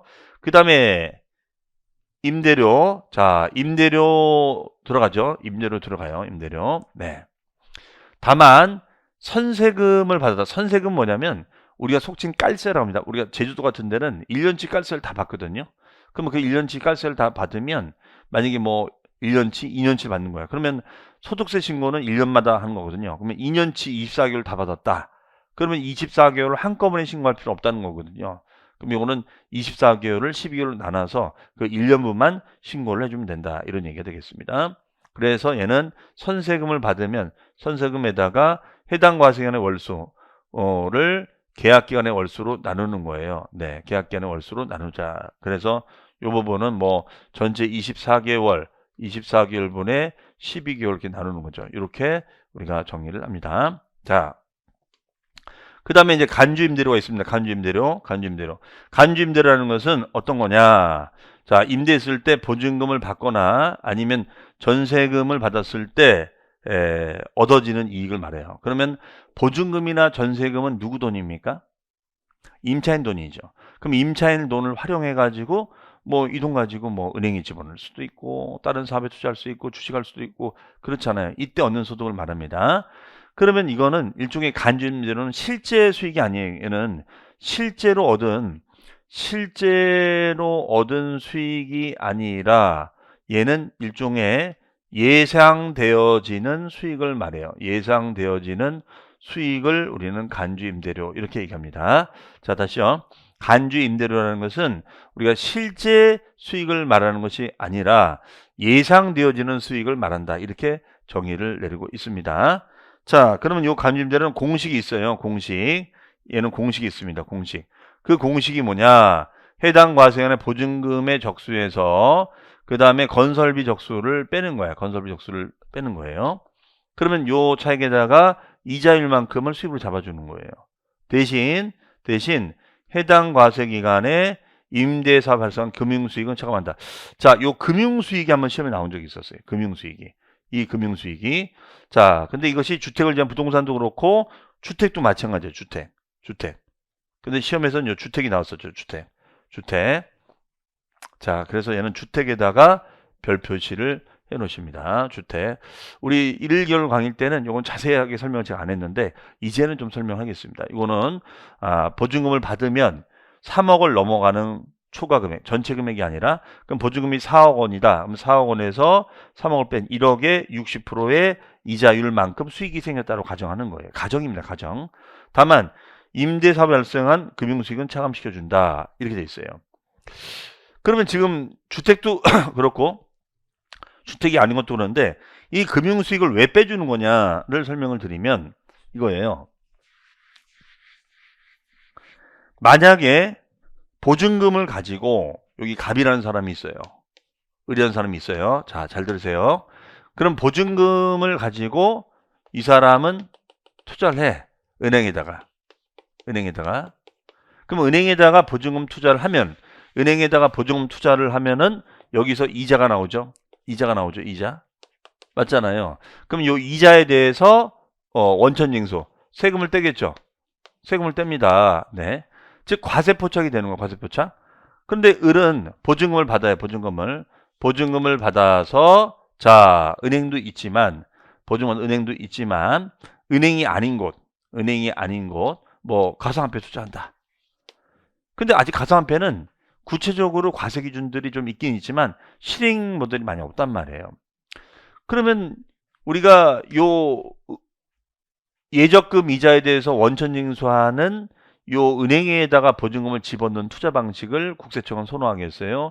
가상화폐 투자하는 걸 선호하겠습니까? 당연히 값을 우대해 주겠죠. 왜? 이미 요 이자에 대해서 과세 포착이 이루어지는 거니까. 맞죠? 그러면 당연히 이 사람한테 뭔가 메리트를 줘야 되는 거예요. 그렇잖아요. 자, 그랬더니 국세청이 좋아. 그러면은 선생님은 이자에 대해서 세금을 어차피 원천 내도 되는 거니까 저희가 간주임대로 계산할 때 혜택을 드릴게요. 이렇게 얘기가 된 겁니다. 그러면은 요 해당 금액만큼을 차감해 주면 될 거 아니냐. 차감해 주면 어떻게 돼요? 간주임대로 금액이 줄어드는 거니까 간주임대로 금액이 줄어들면 어떻게 돼요? 여기서도 차감해 주면은 어떻게 돼요? 지금 우리 뭐 하는 거예요? 자, 여기 올라가시면은 간주임대로 금액이 줄어들면은 당연히 총수익 금액도 줄어들겠죠. 그렇잖아요? 그럼 총수익 금액도 줄어들면 세금 부담이 줄어드는 건 아니냐. 이런 얘기의 핵심은. 네. 그러니까 은행권에다 돈을 집어넣어라. 이런 얘기가 되겠죠. 네. 자, 그렇게 정리를 하고 넘어가겠습니다. 자, 그 다음에 그러면 우리가 상가 같은 경우에는 무조건 이제 간주임대로 계산하면 되지만 주택은 안 그래요. 주택은 조건이 있어요. 요 특례 조건이 있는데 요게 이제 중요한 거죠. 자, A번 밑줄입니다. 주택을 대여하고 보증금 등을 받은 경우에는 몇 주택 이상? 3주택 이상입니다. 반드시 기억. 3주택 이상을 소유하고 보증금 등의 합계액이 3억 원을 초과하는 경우에 적용이 됩니다. 즉 33 조건이에요. 33 조건이 됩니다. 그리고 그 보증금 등의 소득 금액을 계산할 때는 수익 금액에 산입한다. 이렇게 얘기한다는 거예요. 그러면 이 얘기의 핵심은 집이 하나, 둘, 세 채가 되고 and 보증금액이 4억 원이야. 그러면 얘는 얼마를 넘었어요? 3억을 넘었죠? 3억을 넘었단 말이에요. 3억을 넘었어요. 그러면 3억을 넘었으니까 넘은 수입에 대해서 세금을 내라 이런 얘기입니다. 요 주택에서 법령에서 정한 소형주택은 포함한다, 제외한다 이 얘기예요. 단 소형주택은 우리가 제외하겠다 이거야. 소형주택은 제외하겠다. 그러면 소형주택의 조건이 뭐냐면 이거죠. 한 세대당 40제곱미터 이하인 주택으로서 해당 과세기간의 기준시가가 2억 원인 주택은 2023년 10월 말까지 주택수에 포함한다 안 한다? 하지 않겠다. 그러면 이 얘기는 뭐냐면 요 주택이 만약에 뭐 이런 얘기죠. 전용 85, 전용 60, 전용 60. 그럼 보증금 4억이면 간주임대로 신고 대상이 된다는 뜻이에요. 그런데 만약에 요 주택이 85가 아니라 전용 40제곱미터가 되고 그 다음에 기준시가 2억짜리 물건이 된다. 이렇게 가정을 해볼게요. 그러면 얘 같은 경우에는 전용 40제곱미터 이하니까 얘는 주택수에서 어떻게 하겠다? 제외하겠다. 이거 제외하겠다. 그럼 적용주택이 두 채밖에 안 되는 거니까 간주임대료 적용이 되지가 않겠지요. 네, 이렇게 해석을 하시면 되겠습니다. 자, 하여튼 요 문장 잘 기억해 두셔야 됩니다. 우리 시험에 출제가 여러 번 됐었어요. 네. 자, 그러면은 이 정도까지 말씀드리고 그 다음에 관리비 말씀드렸죠. 관리비는 관리 수입을 말하는 건데 임대료 외에 다만 여기 보시면은 관리비 명목으로 받되 전기료, 수도료 등의 공공요금은 제외한다 이겁니다. 자, 다만 제외한 청소비, 난방비 이런 것들은 수익금액으로 산입합니다. 왜? 이 청소비, 난방비는 주인이 이제 직접 관리하면서 관리해주면서 발생하는 수입이니까. 난방비도 주인이 설치해 주는 거니까요. 네, 그 다음에 전기료, 수도료는 우리가 포함하지 않는다라고 했었는데 다만 공공요금의 납부액을 초과할 때는 초과하는 금액은 수익금액에 산입한다. 자, 이 문장도 체크해 두시고요. 그다음에 화재보험 같은 거, 그 자산의 손실로 발생한 보험체액도 산입합니다. 자, 이렇게 해서 이제 임대소득 정리해봤고요. 자, 다음 시간에는 필요경비에서 남은 내용들하고 양도소득세로 가도록 하겠습니다. 잠시 뒤에 뵙겠습니다. 감사합니다. 자, 여러분 안녕하십니까. 그러면 이제 우리 계속해서 하겠습니다. 필요경비. 자, 필요경비는 어쨌든 부동산을 임대해서 들어오는 뭐 우리가 실제 임대료, 관리비, 보험 차익을 더하고 그에 상하는 필요경비가 있으면은 그걸 빼주면 임대소득 금액이 나온다. 이렇게 말씀을 드렸습니다. 자, 그러면 이때 필요경비라는 것은 어떤 거냐? 필요 경비라는 것은 감가상각비라든가, 자, 대표적인 게 시간이 지나면 가치가 떨어지거든요. 그러면 감가상각비도 있을 수 있고, 감가상각비도 있을 수 있고, 그 다음에가 이제 보험료 같은 것도 있을 수 있거든요. 보험료. 자, 이런 것 등을 우리가 지칭한다라고 보시면 되겠습니다. 그 다음에 수입 시기. 그러면 이제 이 수입이 올해 수입이냐 내년 수입이냐 이제 이런 걸 결정해야 되는데, 이 수입 시기는 우리가 어떻게 되느냐, 이 부분에 대해서는, 자, 수입 시기는 보시면은 보통 계약 또는 관습에 따라 지급일이 정해져 있어요. 네. 그럼 임대차 계약이 되는가? 임대차 계약이 돼 있으면은 그 계약상 정해진 날이 되고, 그 다음에 지급일이 정해져 있지 않아요. 그럼 실제 입금일 기준으로 가자 이거죠. 실제 입금일 기준으로 가자. 이렇게 돼 있습니다. 자, 3번은 참고하시고요. 그다음에 4번에 보시면 결손금 및 2월 결손금 공제 이렇게 돼 있어요. 결손금 및 2월 결손금 공제라고 돼 있는데, 자, 얘는 이제 이런 겁니다. 우리가 소득 같은 경우에는 이렇게 보시면 돼요. 이자, 배당, 그다음에 사업, 근로, 연금, 기타 이렇게 나눠집니다.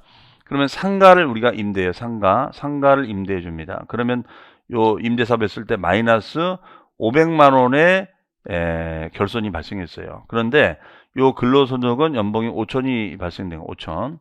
그럼 5천하고 요 마이너스 500은 서로 상계가 되느냐? 서로 상계가 안 돼요. 이건 서로 상계가 안 됩니다. 요걸로 마무리가 돼요.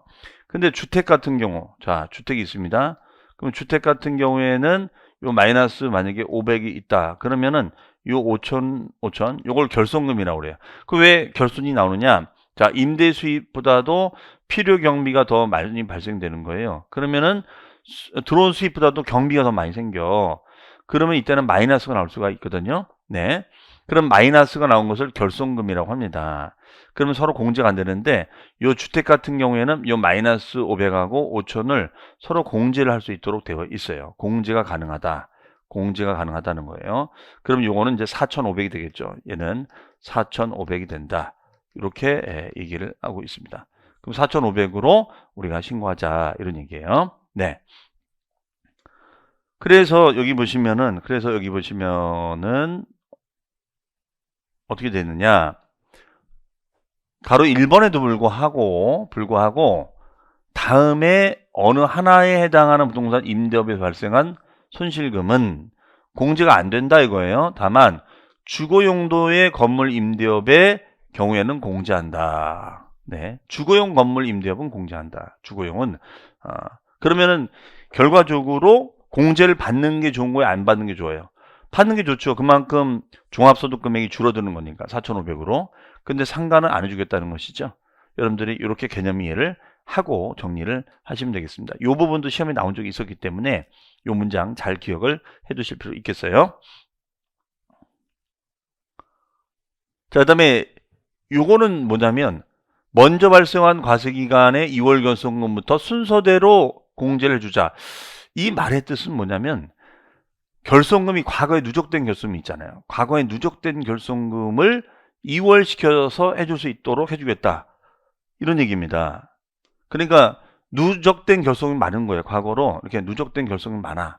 그러면 이걸 2월시켜서 이렇게 2월시켜서 공제를 해줄 수 있다 이런 얘기예요. 2월시켜서 공제를 해줄 수 있다. 그러면은 지금 올해 이거 결손금이 생겼는데 결손금이 만약에 뭐 한 3천만 원 생겼다. 그럼 3천만 원의 결손금을 올해 다 공제를 못 받을 수 있잖아요. 그래서 그 다음에 뭐 또 한 2천의 소득이 생겼다. 임대소득 금액이. 그럼 서로 상기해서 마이너스 1,000. 그럼 마이너스 1,000 또 나왔잖아. 그러면 또 그 다음 기로 2월에서 또 공제를 받아갈 수 있도록 하자 이런 얘기예요. 논리상. 이해하시겠죠?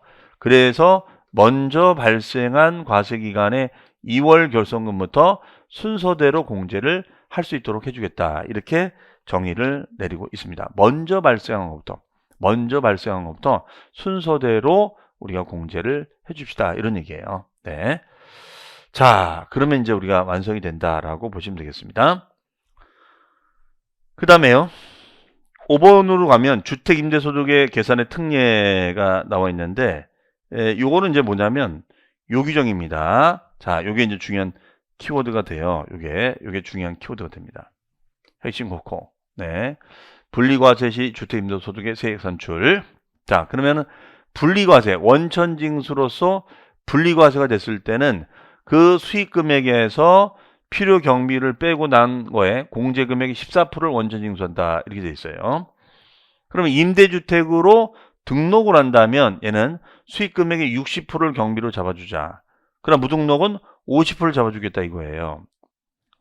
그러면 이런 관점에서는 등록이 유리한 겁니까? 무등록이 유리한 겁니까? 등록이 유리한 거죠. 등록이. 자, 그 다음에 공제금액은 여기는 400. 자, 등록하면 400 공제를 받고 무등록은 200 공제를 해줄 수 있다는 것이에요. 여기다가 14%를 우리가 징수하자 이겁니다. 그러면 예를 한번 들어볼게요. 자, 이런 얘기입니다. 무슨 얘기냐면 만약에 갑이라는 사람은 임대사업자 등록을 했어요. 그런데 을이라는 사람은 무등록을 한 거야. 을이라는 사람은 무등록을 했어요. 을은. 그러면 임대 수익 금액이 2천이라고 가정할게요. 2천. 여기도 2천이라고 가정합니다. 그럼 2천에서 마이너스 필요 경비를 60%를 잡아주겠다 이거예요. 그럼 여기도 잡아주느냐? 예, 여기도 2천에 대해서 50%를 경비로 잡아주겠다 이겁니다. 그 다음에 가칭 임대소득 공제라고 해서 자, 등록사업자 같은 경우는 400만 원 공제가 됩니다. 400 공제가 되는데 무등록은 200 공제를 해줘요. 200. 네, 이렇게 됩니다. 그러면은 이때는 어떻게 되느냐? 2천에 60%면은 1200. 2천에서 1200 공제받고 2천에 1200이면 800. 800에 400 빼주면 400이 되겠죠. 그럼 400에 대해서 곱하기 14% 원천징수한다 이런 얘기예요. 그러면 400이 14%가 되면은 56만 원이 되겠죠. 56만 원. 56만 원이 됩니다. 그러면 2천에 50%면은 얼마가 돼요? 1000만 원이 되겠죠. 그럼 2천에서 1000만 원 빼주면 1000만 원, 1000에서 200이면 800이 되겠죠. 800. 800에 대해서 곱하기 14% 원천징수를 합니다. 그럼 800이 14% 원천징수하면 8432, 8일은 8, 112만 원 되겠죠. 그러면 결과적으로 56만 원에 2배를 내야 돼요. 결과적으로 56만 원 2배를 내야 되는 겁니다. 그러면 세금 부담이 커질 수밖에 없잖아요. 그래서 등록사업자, 무등록사업자 이렇게 나눠집니다. 네, 해석이. 자, 이런 거예요. 그러니까 여기서 세금 차이가 많이 나게 된 배경은 이 사례를 보다시피 어디서 바로 요 가칭 이걸 이제 임대소득공제라고 하는데 이 임대소득공제를 받음으로써 해서 굉장한 차이가 생기더라 이거예요. 대신 요 임대소득공제를 받기 위해서는 분리과세 주택임대소득금액을 제외한 해당 과세기간에 다른 종합소득금액이 2천만 원 이하인 경우에만 공제한다. 그러니까 2천만 원 넘어가면 안 된다는 거죠. 그러면 이게 무슨 말이냐면 이런 얘기죠. 이 사람이 우리가 이자, 배당, 사업, 근로, 연금, 기타인데 자 일단은 분리과세 요건은 임대수익 금액이 2천만 원 이하가 된다. 2천만 원 이하가 되면 분리과세 해줄 수 있는데 이걸 계산할 때 소득공제를 받으려면은 임대 수입을 제외한 다른 소득, 다른 종합소득. 그럼 만약에 근로소득 금액이 예를 들어서 1000만 원이 있다. 그러면은 이 금액이 2천만 원이 안 되기 때문에 요 소득공제를 적용해 주겠다 이런 얘기예요. 근데 만약에 연봉이 5천이다. 그럼 연봉이 5천이면 이 소득공제 혜택을 준다 안 준다? 안 준다. 왜? 연봉도 많은데 왜 공제 혜택을 주냐 이거예요. 2천을 넘었기 때문에 안 된다는 뜻이에요. 이해하시겠죠? 바로 이 의미입니다. 그래서 주택 임대 소득 금액을 제외한 2천만 원 이하라는 의미는 뭐냐면 요 나머지 금액이 2천만 원 이하의 소액이 됐을 때는 소득공제가 되지만 2천만 원 넘어가 버리면 고액연봉자가 돼버리면 이걸 굳이 해주지는 않겠다라는 그런 얘기가 되겠습니다. 자, 이 문장도 잘 이해해 주시고요. 어쨌든 키워드는 2천만 원이라는 거 보시고 그 다음에 임대사업자 등록을 해야 되는데 만약에 안 하면 무등록 가산세를 수익금액에 대해서 1000분의 2, 1000분의 2면은 0.2%가 가산세가 붙어요. 이거는 참고로만 알아두시면 되겠습니다. 자, 그러면 설명 다 드렸고요. 그러면 우리 문제를 한번 볼게요. 우리 문제 중에서 2번 문제를 한번 보겠습니다. 2번 문제. 자, 24회 때 나왔던 문제가 되겠습니다. 자, 요 문제 보시면은 이렇게 돼 있죠. 소득세법상 거주하의 부동산 임대와 관련하여 발생한 소득에 관한 설명으로 틀린 것은 이라고 되어 있습니다. 자, 그러면 국 외에요. 국외에 소지하는 주택 임대 소득은 주택수에 관계없이 뭐한다? 과세한다. 그러면 우리가 1주택자의 임대, 1주택자의 임대는 비과세가 되는 거지만 1주택의 임대는 비과세가 되지만 단 고가주택이나 국외주택의 임대는 과세한다. 고가주택이나 국외주택의 임대는 과세한다. 이런 얘기 있었습니다. 그러면은 해외에 소지하는 주택 임대소득은 과세해 줍니다. 네, 한 채인지 두 채인지 안 따진다는 거죠. 그 다음에 동그라미 2번 조항 중요합니다. 몇 주택? 3주택을 소유하는 자가 받은 보증금의 합계액이 and 2억 원이 됐을 때는 법령으로 정하는 바에 따라 계산한 간주임대를 수익금액에 산입하지 않습니다. 예. 왜냐면 우리가 방금 얘기했죠. 주택임대에서 간주임대의 조건은 뭐냐면 집이 한 채, 집이 두 채, 집이 세 채가 되고 and 보증금의 합계액이 얼마? 3억을 넘어갔을 때는 신고 대상이 된다. 이 뜻이에요. 네. 그런데 지금 세 채는 좋은데 법령에 따른 소형주택은 아니라고 했잖아요. 그럼 소형주택은 뭐냐? 전용 40제곱미터 이하가 되고 and 기준시가 2억 이하인 물건. 네, 요거는 우리가 제외합니다. 그러면 소형주택이 아니야. 그럼 3주택이 되고 and 2억. 3억을 넘어야 되는데 3억을 넘지 않았잖아. 그러니까 얘는 수익금액에 산입한다 안 한다는 거예요. 정답은 2번이 되겠습니다. 2번. 네.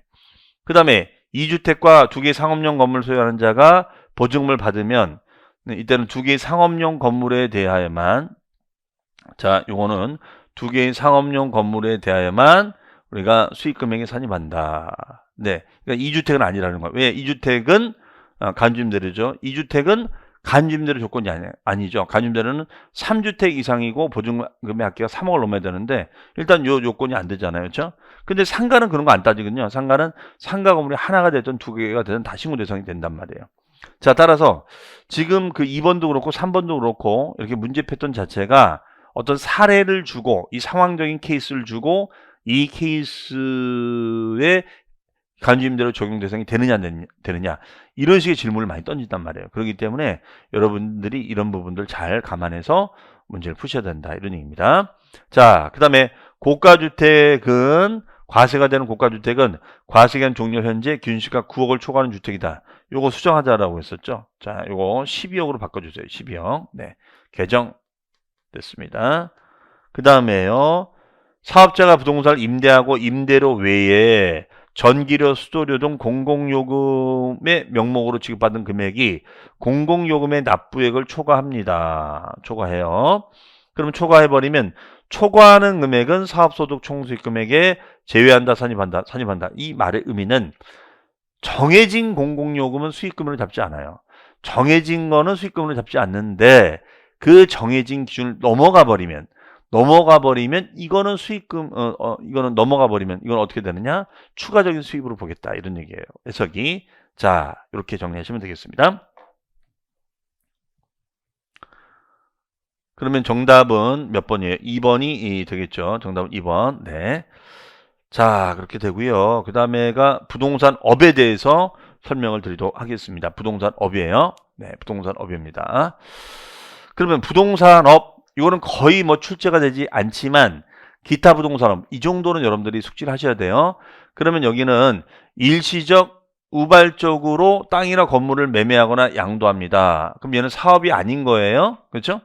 일시적으로 땅 팔고 집 파는 거니까 그러면 얘는 어떻게 된다? 양도세를 내라. 하지만 이것이 만약에 계속적 반복적인 매매나 양도가 된다. 계속적 반복적인 매매 양도가 된다 이거예요. 그러한 경우에는 얘는 사업이다. 그렇기 때문에 이 경우에는 건설업이나 주택 신축 판매업, 매매업은 사업이니까 사업소득은 다른 소득과 합산신고하는 거잖아요. 무슨 말이냐면 여기 보시면은 자, 사업소득은 자, 여기 보이시죠? 사업소득은 다른 소득과 합산하도록 돼 있잖아요. 이런 얘기입니다. 그래서 똑같은 부동산을 팔아도 샀다 팔았다를 반복하면 매매업. 그런데 어쩌다 팔면은 이거는 사업소득이 아니라 양도소득이다. 이렇게 해석하시면 되겠고 양도소득은 퇴직금과 더불어 별도로 분류해서 과세합니다. 하지만 우리가 사업소득은 다른 소득과 합산해서 신고한다 라는 얘기가 되겠어요. 네, 이렇게 보시면 돼요. 그 다음에 이제 부동산 매매업입니다. 매매업. 자, 매매업. 그럼 이 매매업에 대해서 보면은 이렇게 설명할 수 있겠어요. 이 내용의 핵심 키워드는 이거예요.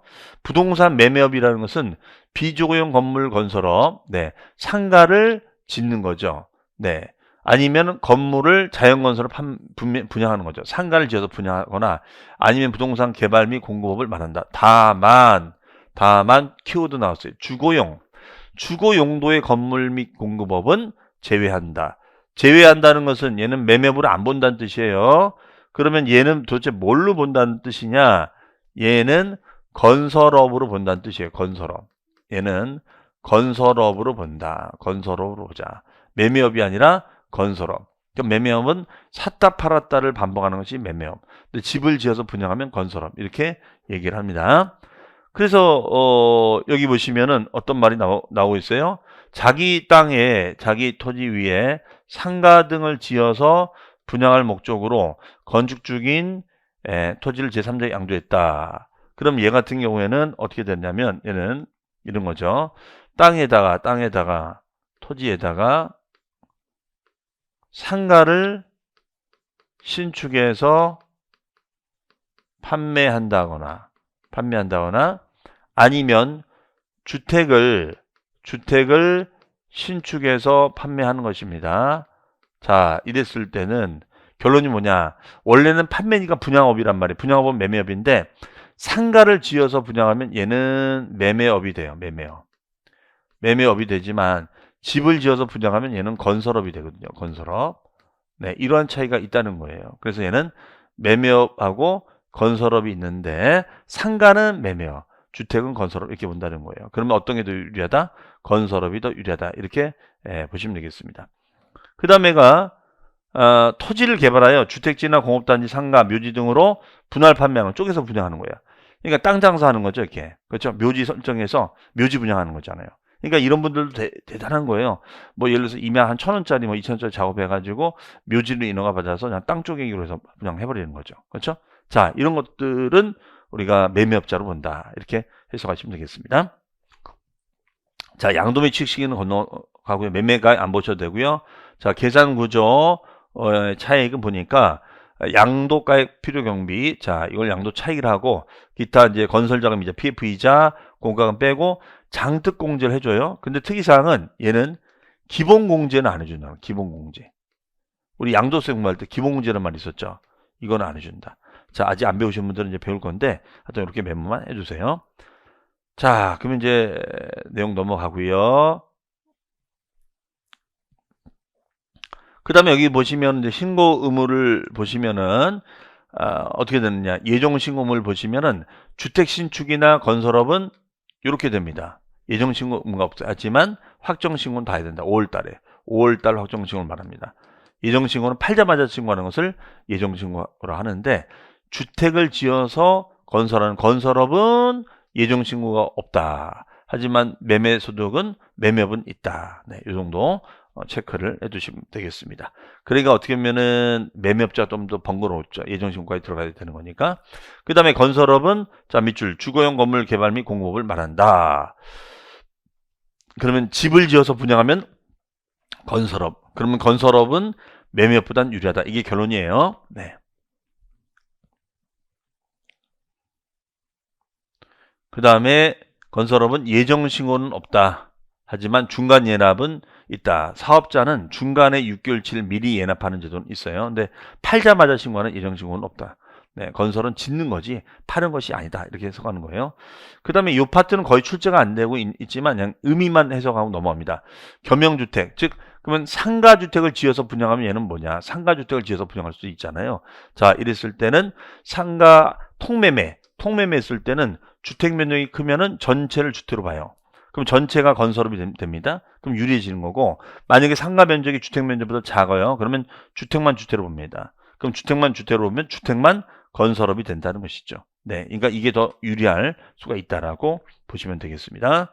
자, 쪼개서 분양했을 때 각각의 매매 단위로 쪼개서 분양했을 때는 상가 면적이 주택 면적이 10% 이하. 그러면 거의 대부분이 주택 면적이죠. 이랬을 땐 전체를 주택으로 봅니다. 그러면 전체가 다 건설업이 된다 이런 얘기예요. 하지만 상가 면적이 주택 면적의 10%를 넘어갔을 때는 주택만 주택으로 봐요. 즉 주택만 건설업이 된다 이렇게 해석을 하시면 되겠습니다. 자, 이렇게 해서 정리를 했고요. 요 뒤에 있는 문제들은 여러분들이 풀어보셔도 될 것 같습니다. 자, 그러면 다음 시간에는 양도소득세 가지고 이제 바로 들어가도록 하겠습니다. 어쨌든 양도세 제가 첫째 주부터 해서 찬찬히 설명 드릴 거예요. 우리가 그 1, 2월 강의 때 2월 마지막에서는 제가 큰 흐름 위주로 알려줬기 때문에 좀 디테일하게 이제 정리를 하나하나 해드리도록 하겠습니다. 잠시 뒤에 뵙겠습니다. 감사합니다. 자, 여러분 안녕하십니까? 자, 이제 우리 양도소득세로 가겠습니다. 자, 가기 전에 우리 전 시간까지 했던 임대소득 간단히 정리해 보겠습니다. 자, 어쨌든 소득세라는 세금은 개인인 거주자 비거주자가 1월 1일부터 12월 30일 과세기간 동안 얻은 소득에 대해서 신고 납부하는 국세를 말한다. 근데 그 소득에는 종합과세가 되는 소득 2배 4금년기가 있고 사업소득에는 임대업, 건설업, 매매업이 있다. 그 다음에가 퇴직금, 양도소득은 별도로 분류과세가 되는 것이고요. 이렇게 해서 세금을 5월달에 주소지 세무서에 가서 신고 납부하자 이렇게 말씀드렸습니다. 자, 그렇다면 이때 우리가 그 임대소득은 부동산의 임대, 권리의 대여가 있고 재단의 대여, 채권의 대여가 있는데 그 임대했을 때는 논밭을 임대했을 땐 비과세가 된다. 다만 1주택의 임대가 됐을 땐 비과세가 되는데 2주택 이상은 과세가 된다. 그리고 3주택 이상이 됐을 때는 보증금 합계가 3억을 넘어갔을 때 신고 대상이 되고 다만 전용면적 40제곱미터 이하고 기준시가 2억 이하인 주택은 제외하자 이렇게 했었습니다. 자, 그 다음에 임사업자 등록을 하면은 임대 수익 금액이 2천만 원 이하가 됐을 때는 등록을 하면 수익 금액의 필요비 60%, 그다음에 400만 원 소득 공제가 됩니다. 그러나 무등록은 50%, 200만 원 공제를 해주되 추가적인 소득 공제는 주택 임대 소득을 제외한 종합소득 금액이 2천만 원 이하, 그리고 14% 원전 징수한다. 이렇게 해석을 하시면 되겠습니다. 그다음에 결손, 수익 금액보다도 필요 경비가 더 많이 생기면 그 필요 경비 마이너스 필요 경비만큼을 우리는 결손금이라 하는데 그 손실금은 우리가 공제를 받을 수가 있다. 다른 소득과 공제받을 수 있다. 하지만 과거에 누적된 결손금은 2월에서 공제를 받을 수 있다. 이렇게 보시면 되겠습니다. 해석이. 자, 그러면 이제 양도소득세로 갑니다. 양도소득세. 양도소득세라는 세금은 뭐 가장 중요하다는 거는 제가 몇 번 말씀드렸고 우리 시험에서는 5문항에서 한 7문항까지도 출제가 되고요. 여기서 다뤄지는 내용은 양도세의 과세 대상, 양도의 개념, 양도 및 취득 시기, 비과세, 그 다음에 면제 경감, 계산구조, 납세 절차, 국외자산. 자, 이 중에서 아주 출제를 많이 하고 있는 게 이제 양도의 개념 형태, 그 다음에 양도 및 취득 시기, 그 다음에 비과세, 그 다음에 양도세 계산구조, 네, 그 다음에 양도세 납세 절차, 그 다음에 요거는 구외자산. 그래서 요 별표시 3개 한 것들이 가장 출제를 많이 하고 있습니다. 그래서 거의 5절 빼놓고는 거의 모든 문제가 출제가 되고 있기 때문에 어떻게 보면 우리 공법으로 따지면 거의 국토법이 중요하듯이 얘도 그런 부분들이 좀 중요하게 설정되어 있어요. 그래서 이런 부분들 잘 여러분들이 체크업해서 하실 필요가 있겠습니다. 자, 그러면 이때 양도소득세 한번 내용 보겠습니다. 자, 양도소득세 의예요. 의. 그럼 양도세라는 것은 뭐냐? 이렇게 정의할 수 있겠어요. 양도세는 개인이 납세문자입니다. 그러면 개인이 납세문자인데 이 개인은 우리 임대소득세 시간도 얘기했다시피 거주자 개인과 비거주자 개인이 있다. 이렇게 얘기를 하죠. 이걸 나누는 이유가 뭐였었냐면 거주자가 되면 국내외 모든 소득을 신고하는 것이고 비거주자는 국내 소득만 신고하는 거잖아요. 그럼 이때 거주자라는 것은 뭐냐면 5년 이상 주소나 거소를 둔 자를 말한다. 5년 이상 주소나 거소를 둔 자를 말한다. 이렇게 얘기를 하고 있어요. 5년 이상 주소나 거소를 둔 자를 말한다. 이렇게 얘기해요. 5년 이상. 그러면 그 개인이 사업성 없이 계속적 반복적 사업성 없이 토지 건물 등을 유상으로 양도함으로, 그러니까 유상으로 양도한다는 것은 뭐냐면 소유권을 넘겨주고 대가를 받는 거예요. 양도함으로 인하여 발생한 소득을 양도자별로 우리가 양도자별로 합산하여 주소지 세무서에 신고하자. 신고하는 국세를 말한다. 그러니까 말 그대로 거주자 등의 개인이 땅 팔고 집 팔고 대신 1월 1일부터 12월 30일 안에 과세 기간에 양도함으로써 얻은 시세 차익, 땅 팔고 집 팔아서 생긴 시세 차익에 대해서 내는 세금을 양도세다 이렇게 얘기를 하고 있습니다. 그러면 특징을 보시면요. 자, 양도세는 특징이 뭐냐? 일단은 얘는 사업성 없이 우발적 비경상적으로 발생하는 소득이다 이거예요. 사업성 없이 계속적 반복적 없이 어쩌다가 파는 거죠. 어쩌다 파는 거예요. 그러면은 우발적 비경상적으로 발생하는 소득이라는 거예요. 그런 경우에는 종합소득과는 구별이 됩니다. 네. 그러면은 우리가 양도소득은 어쩌다 파는 거야. 그러나 샀다 팔았다 반복하면 사업소득. 사업소득은 다른 소득과 종합과세가 된다. 종합과세가 된다. 이게 포인트가 되겠습니다. 자, 그 다음에 양도세는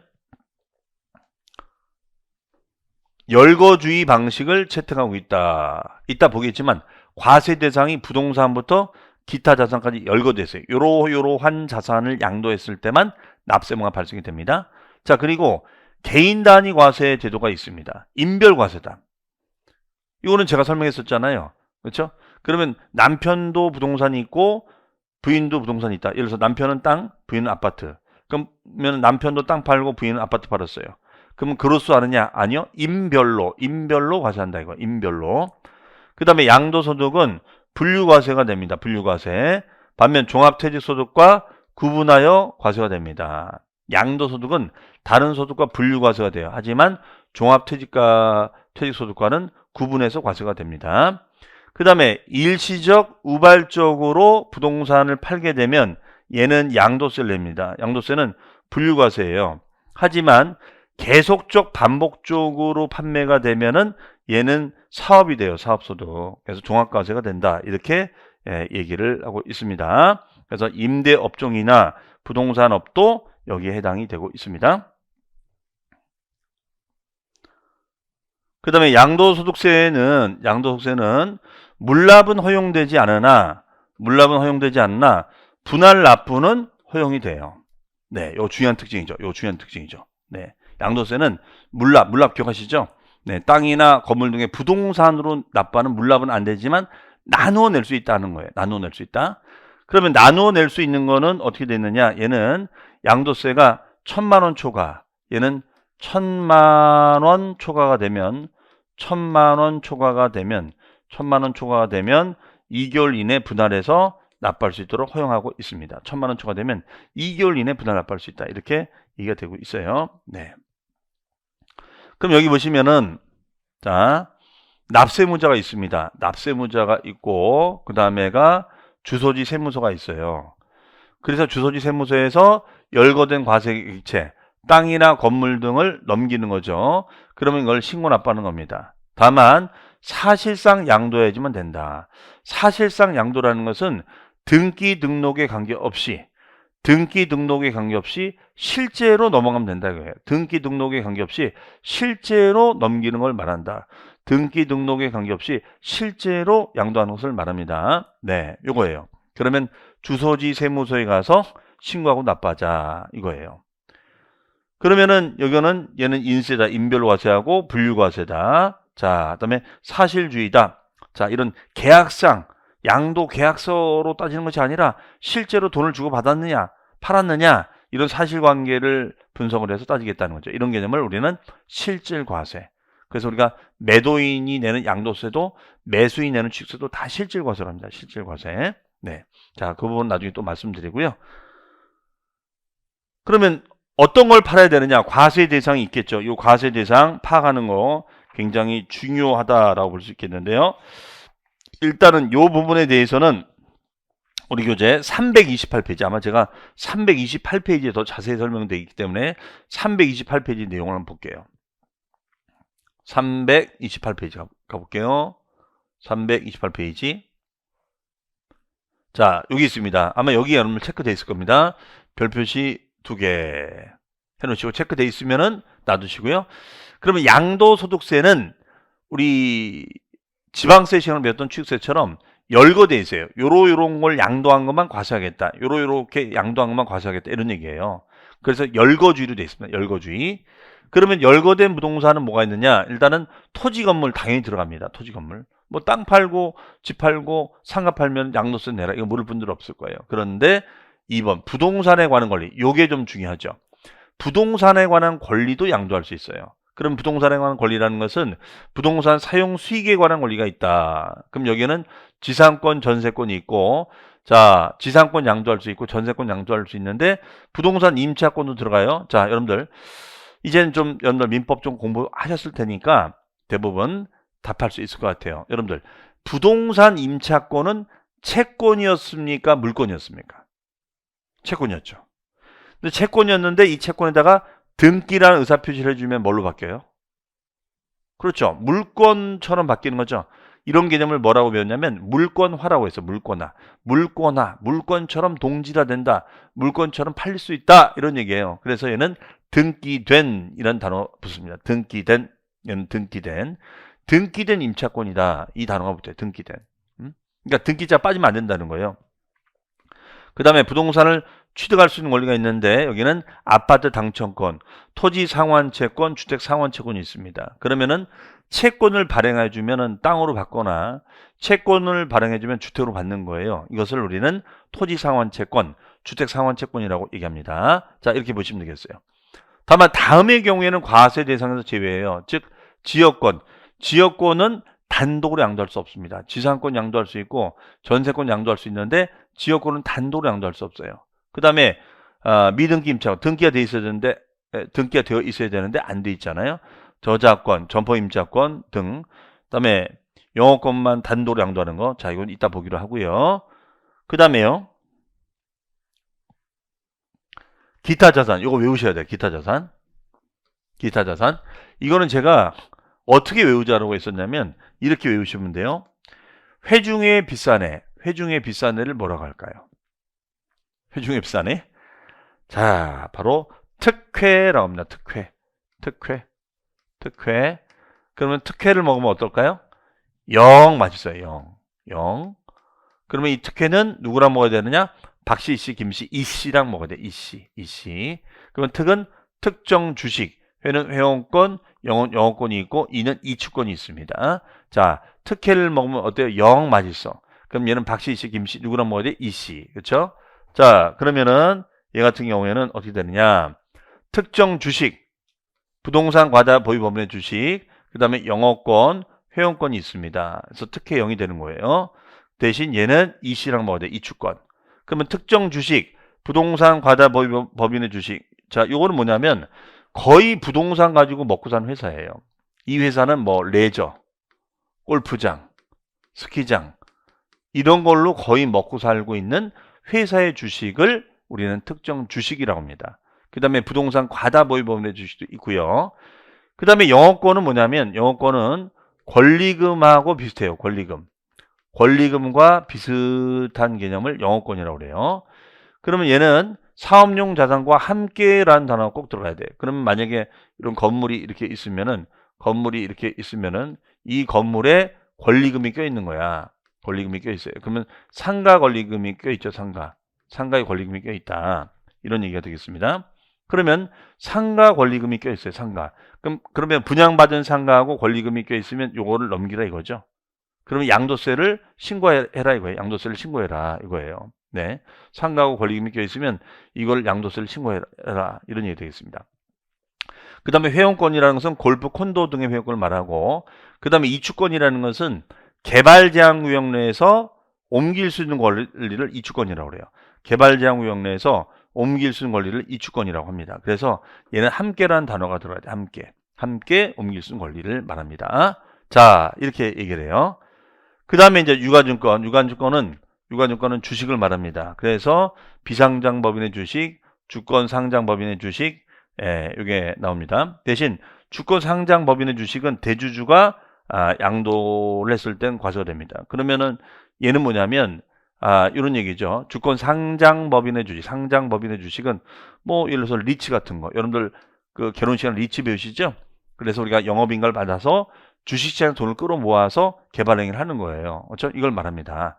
그러면 이랬을 때는 우리가 대주주가 내라, 대주주가 내라 이런 얘기예요.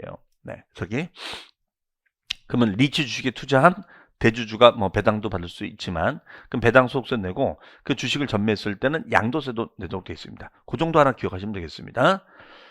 그 다음에 파생상품 뭐 이런 건 뭐 출제할 확률은 없고요. 신탁수익권도 마찬가지예요.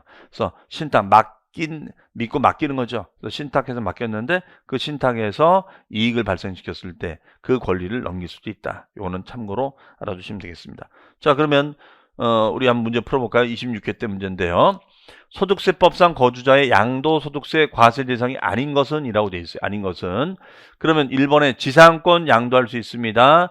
2번 전세권 양도할 수 있어요. 그 다음에 3번 골프용권 양도할 수 있습니다. 대신 부동산 임차권은 반드시 등기를 해야 되죠. 반드시. 왜냐하면 임차권은 채권이다, 물권이다, 채권이다. 채권인데 등기랑 의사표시해주면 물권화된다. 물권처럼 바뀔 수 있다는 거죠. 근데 등기가 안 되면은 얘는 대상에 해당할 수가 없다라고 보시면 되겠어요. 정답은 4번이 되겠습니다. 그 다음에 사업에 사용하는 건물과 함께 양도하는 영업권이다. 그럼 얘는 권리금적 개념을 말하는 거죠. 그러면 얘 같은 경우에는 어떻게 되느냐? 건물이 이렇게 있으면 요 건물에 권리금이 껴 있는 거죠. 권리금이 껴 있습니다. 권리금이. 그렇죠?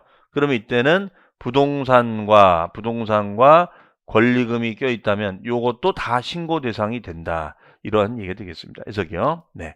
그렇게 보시면 되겠어요. 자, 이런 식 패턴 문제로 출제됩니다. 그러니까 이걸 억지로 외우려고 하지 마시고 내가 물권화적 개념만 내가 이해하고 있으면 그냥 간단히 풀리는 거잖아요. 그렇죠? 자, 이런 식으로 의도로 나오고 그다음에 용익물권 중에서 열거가 될 수가 없는 것이 있었습니다. 바로 상대방에게 편익을 제공해 줄 수 있는 권리가 있었죠. 그것을 우리가 뭐라고 했었죠? 지역권이라고 했었습니다. 지역권. 그러면 결론적으로 지역권은 양도소득세 과세 대상에 해당이 된다, 안 된다? 안 된다. 지역권은 양도세 대상이 안 된다. 그렇죠? 지역권은 양도세 대상이 안 된다. 왜? 단독으로 양도할 수 없다라고 민법에서 언급하고 있으니까 그걸 준용한다라고 보시면 돼요. 그래서 양도세 대상에는 열거 안 돼 있다. 이렇게 딱 정리하시면 될 것 같습니다. 자, 그러면 이제 그 이상의 내용에 대해서 좀 더 앞의 내용에 이제 확인만 좀 해보겠습니다. 자, 그럼 이제 간단히 키워드만 좀 분석을 해보고 넘어갑니다.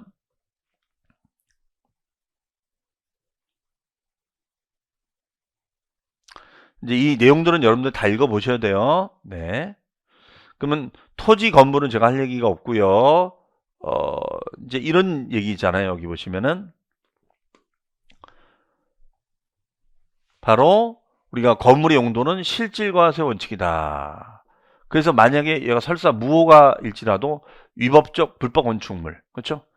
3층 다가구인데 거기다 불법 건축물 짓는 거죠.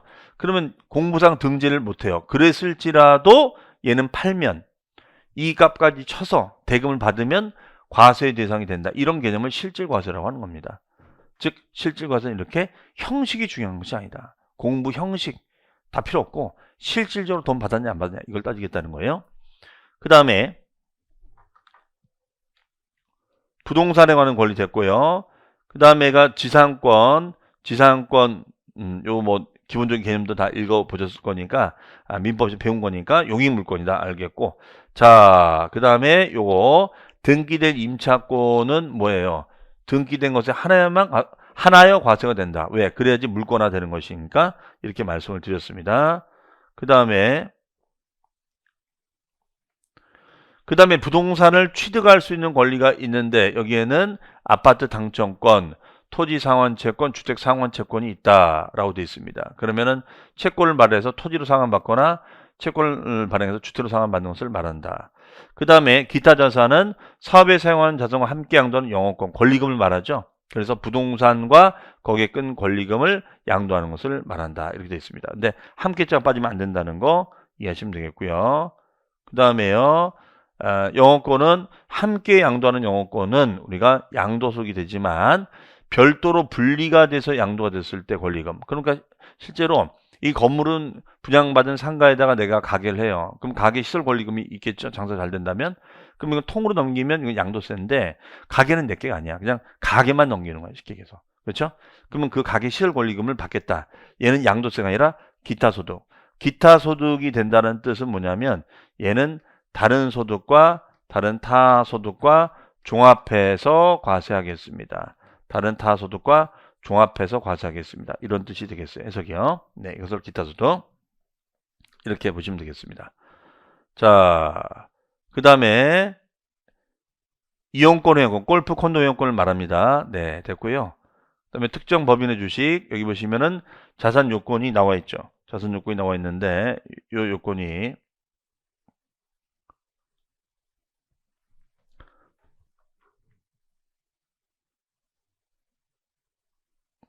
자, 요건을 보시면은 자산 요건이 부동산 소유 비율이 전체 자산 중에서 토지 건물이 차지하는 비중이 50% 이상.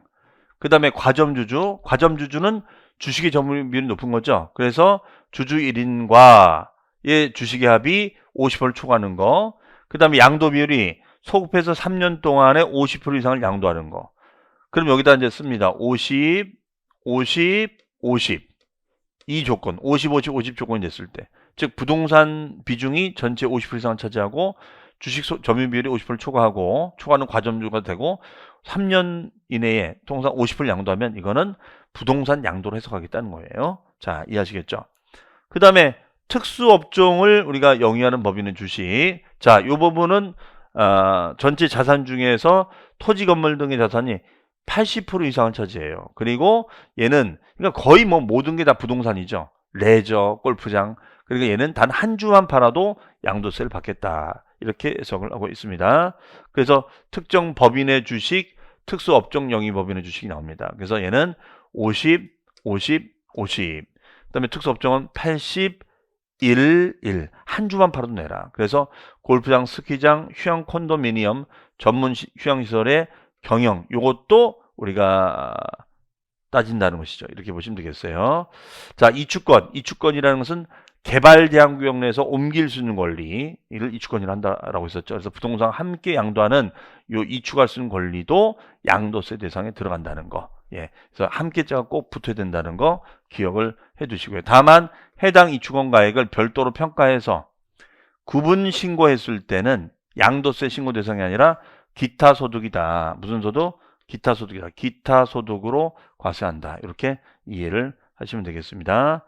자, 주식은 건너뛰고요. 파생, 신탁수익권 건너뛰겠습니다. 그러면 이제 과세 대상에 대한 설명을 다 드렸고요.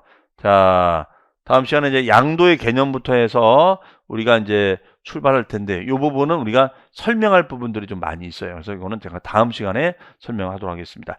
자, 정리합니다. 우리가 양도세라는 것은 개인인 거주자, 비거주자가 1월 1일부터 12월 말까지 발생한 소득에 대해서 신고 납부하는 국세예요.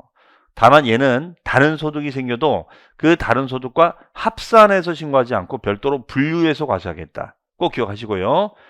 그 다음에 양도소득세는 인별로 과세합니다. 아무리 부부지간일지라도 인별로 양도세를 신고한다. 이렇게 말씀드렸고, 그 다음에 과세 대상은 부동산, 그 다음에가 권리, 주식, 파생상품, 기타 자산인데 특히 권리는 임차권은 등기를 요한다는 거, 지역권은 단독으로 양도할 수 없다.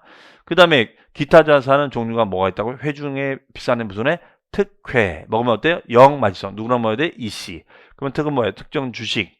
그 다음 회원권. 그 다음에 영어권. 사업용 자산 함께 양도하는 영어권. 대신 단독 양도일 때는 기타 소득. 그 다음에 이주권도 함께라는 단어가 꼭 들어가야 된다는 거.